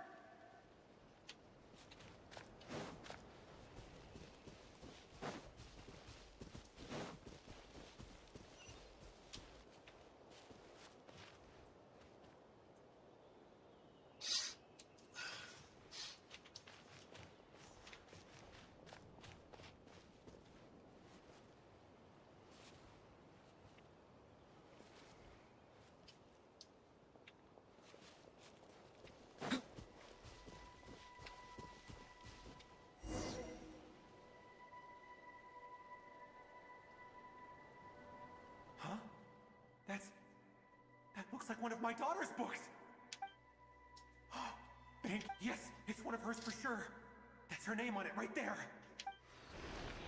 Durin, just like last time. Use the explosives.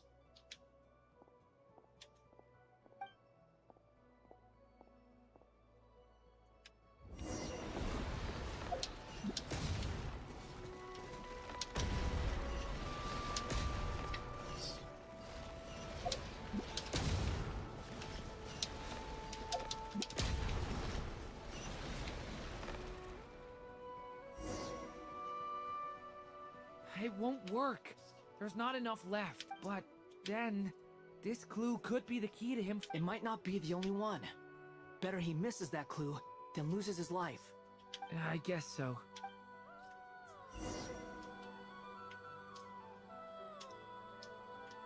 Stop him, Durin. We can't let him get any further in. That's my daughter's book! She's passed this way! I've searched and searched and searched. I no longer have anywhere else to go.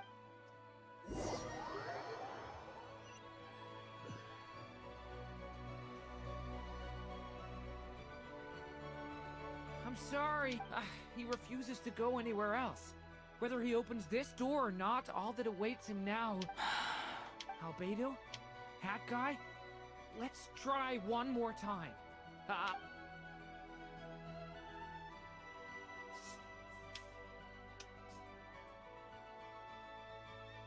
Why am I here? What's going on? All these scenes running through my head. Huh? His reactions have changed. How many times have I... Huh? You can see us now? I feel like I always could, but that I only just realized you were there. I'm sorry, I don't know how to describe what I'm feeling, but you were the ones guiding me using that. I haven't done anything yet, but those monsters, those deaths, they feel like memories. Like things I really did experience. I won't find my daughter. In fact... What? No. Yes, it is. Even so, we're trying to find a way out of this. You've not seen my daughter either. It seems she really isn't here. I'm sorry, we couldn't... I'm just... tired. Maybe this is destiny. Maybe it doesn't matter how hard I search. How long do I have left? Experience says 15 to 20 minutes. 15 to 20. Thank you for all your help. Let's rest a while. You look exhausted too. Now's not the time for you to start pitying us. It's not pity. I'm just realizing that I've only got 10 or so minutes left. You know?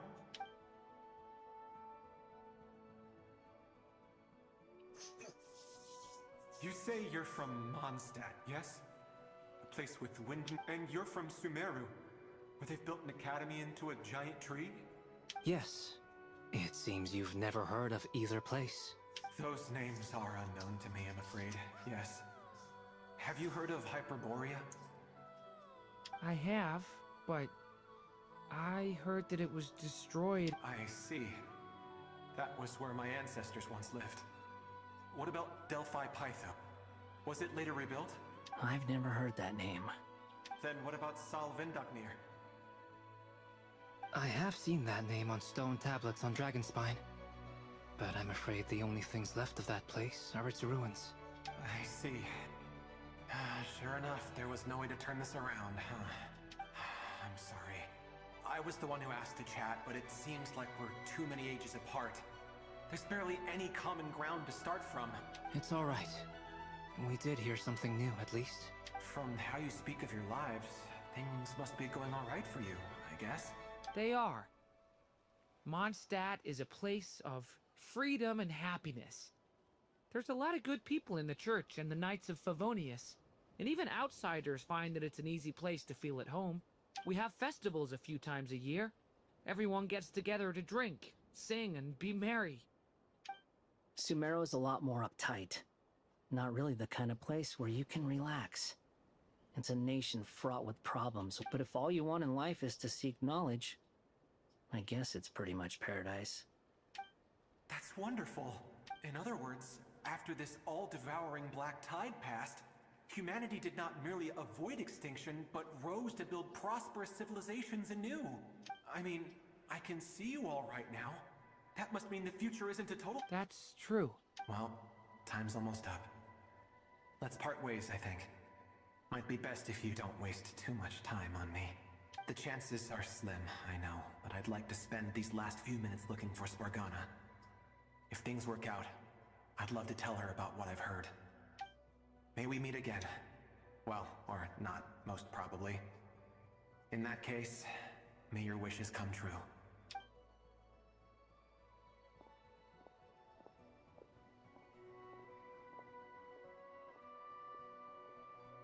He's gone. In a few minutes, he will meet the end that was his to begin with. The ending of this tale did not change, but I believe that we've just made the most progress we have yet. May your wishes come true. If only it were so simple. Hat guy, could I? You've never talked about your past. It seems complicated. Would you be willing to tell me about it? I mean, sometimes it's better to get things out in the open. Take that guy we try to help, for instance. At least he said goodbye with a... I know about Albedo's past. Our experiences are very similar, and he created me. As for you, you're my first friend, and you've witnessed every step I've taken. But by comparison, I know nothing about you. Either way, I mean, we're still best friends. But if I knew more about you, I might understand your thoughts a bit better. I've told you about myself. I'm a student. And what did you do before that? Prepared for the entrance exam. Alright. If you really don't want to talk about it... I was a puppet built from the branches of a white tree, using technology left behind by the Conrian schools of mechanical engineering. A white tree? You mean an Irminsul tree? Yes. A branch of Irminsul that was once connected to the main tree. So you had a human creator too? Yeah. But my creator abandoned me after deciding that I was a failure. After that...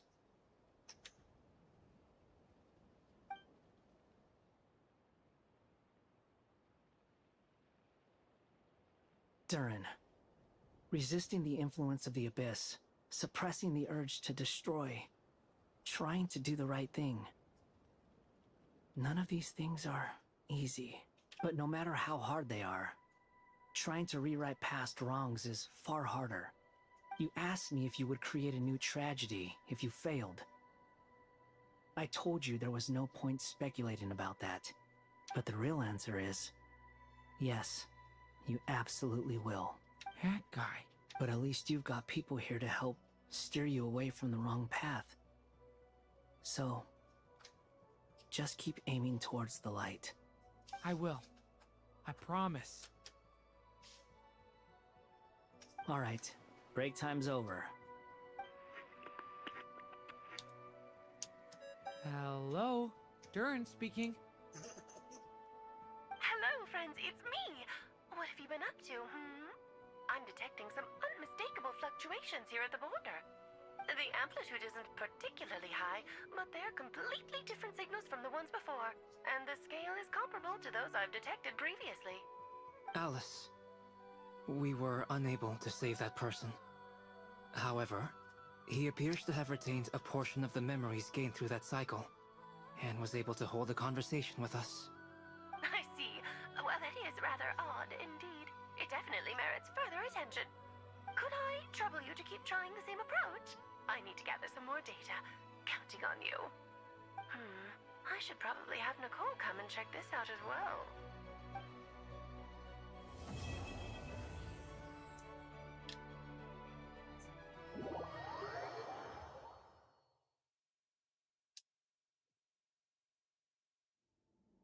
There you are. I was worried you might stop to collect treasure chests opened by the Seelie along the way. It would have taken you so much longer to get here. Another conversation I cannot hear. I am delighted to see that you understand what takes priority, and that your adventurer's instinct has not swayed your resolve. Really, I'm... Okay, I'll try and keep it short. My senses are telling me that this is where we shall find the entrance to the ruins. Oh, cool! What a... Patience. This was a sanctuary of great importance to the Hyperboreans. A special process is required to open the gate. Oh! Like the place that housed the Eternal Moon's Marrow?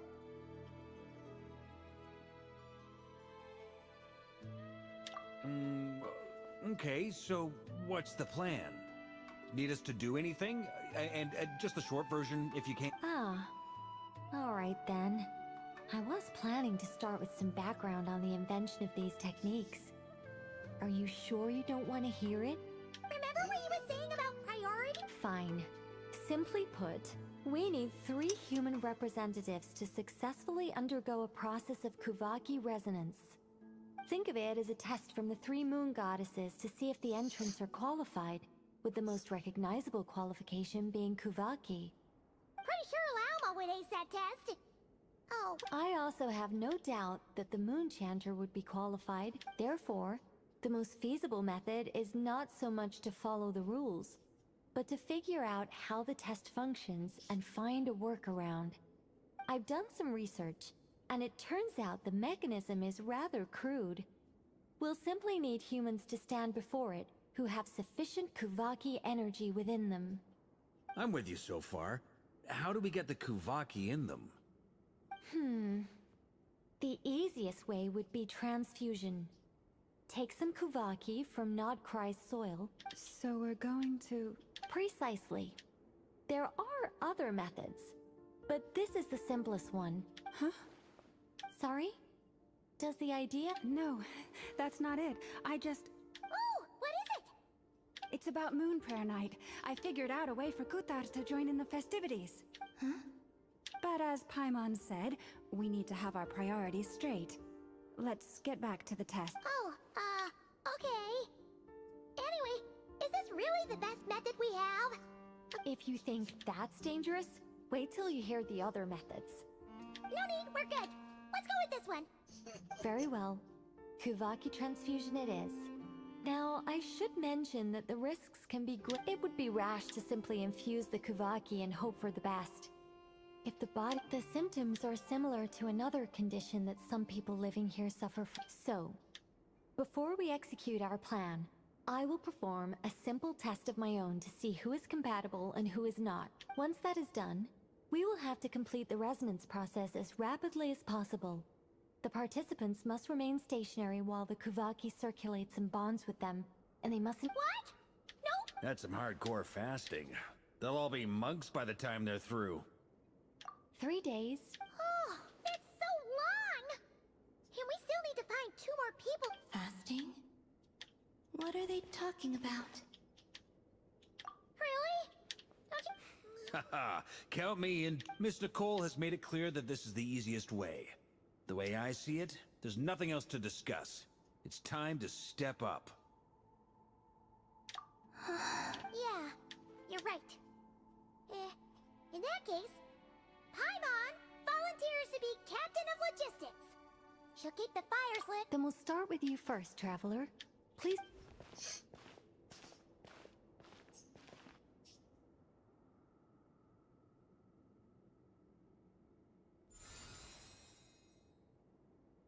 How's it going?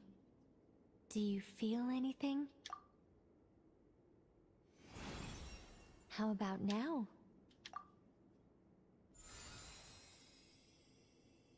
And now? Well, I mean, he's already got moon marrow in him. Is that not enough?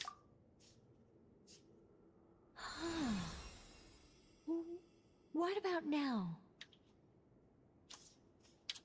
You guys, is that a All right, I'm officially impressed. Even as a descender, you can withstand far more than I imagined. It's like I summoned a giant stone titan to arm wrestle you, and your arm hasn't even moved an inch. In my last attempt, I infused 5 times the amount of Kuvaki required. Yes, safe to say, compatibility. You're next, Mr. Varka. Sure, you're go. All right, I'll start where we left off. 5 times. Whoa, whoa, whoa! Hey, wait a minute. how's it going? Why'd we start there with him? No, not great. I kind of want to puke. Feels like I've been drinking too much. A few bottles of wine, then a big stein of Dark Horse, with some hard liquor from Liyue mixed in. You think this is funny? I just lost to a young lady in an arm wrestling contest. My apologies. I'll lower. Oh. How's it going now? I'm not as dizzy as last time, but I can still. In that case, you wouldn't be an ideal choice, Mr. Varka. Okay. Let's go ask some of our other friends then.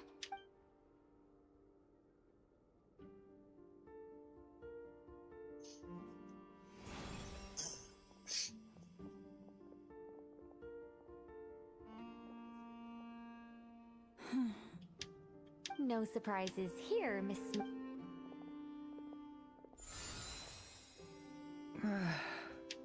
I'm getting a shame. Whoa, time itching all over. Allergic reaction. Huh? Well, are you gonna start The Hexenzirkel is an organization that cares for and protects children.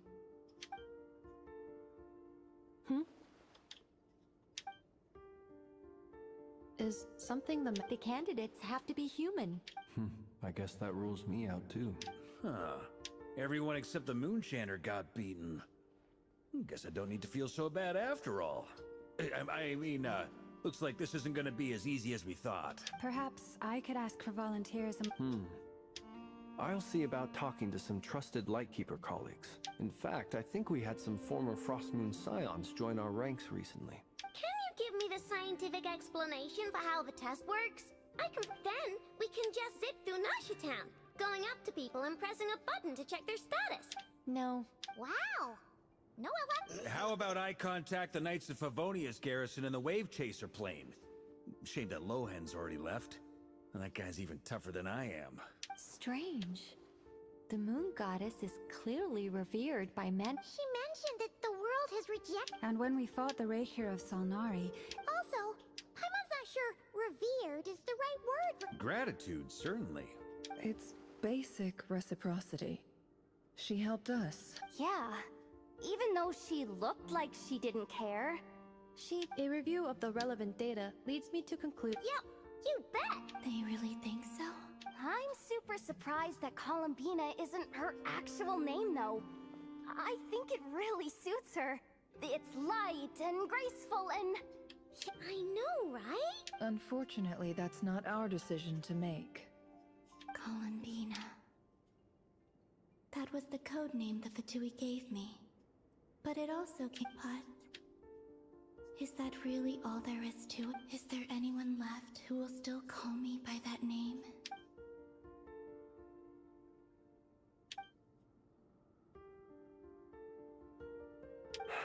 Moonprayer Night is getting closer by the day. We're running out of time. We need to look for other Then allow me to try. Huh? What are you? You contacted your friends via the Adventurers Guild. Sandrone has been keeping an eye out for something like that, so she informed me. Well, and she's also holding some marrow, so it would make sense. Since I have the ability to accommodate a moon marrow, I should prove to be a suitable candidate. Arlecchino. When can we begin? I see. We can begin right away.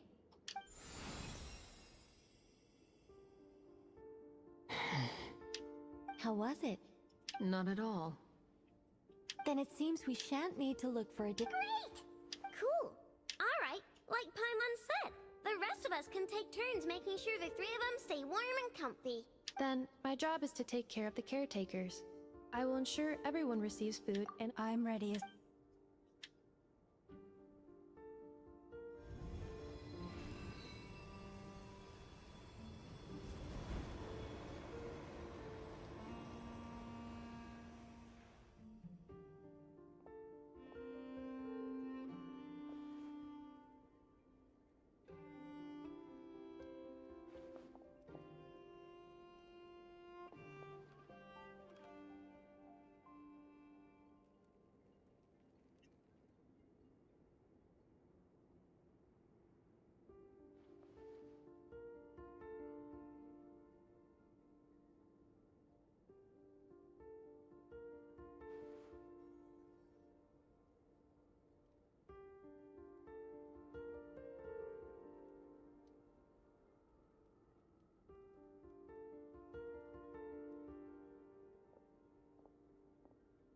The work is done. The sacred scroll shut. The stars grow dim, the people silent. The white sun sets, the silver moon rises. O path to the temple, appear now before us.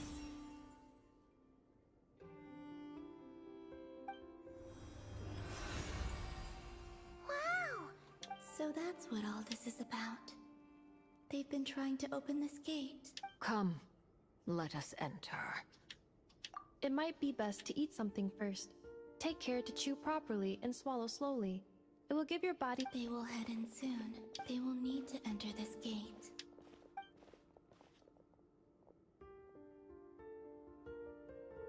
Huh? I cannot pass through. It has been 3 days. Can I really hold on until moon?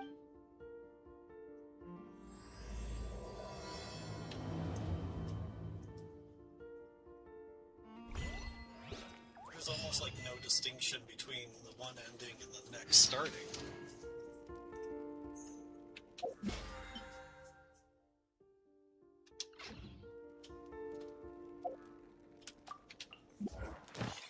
Excuse me.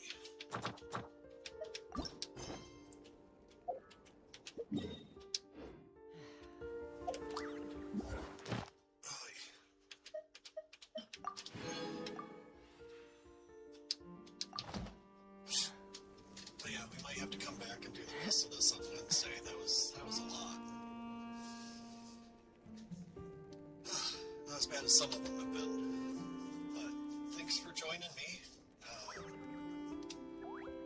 Like, follow, subscribe, whatever platform you're watching on. And catch me again on Wednesday. Should be about the same time, 2:30 for about 3-4 hours. See y'all then.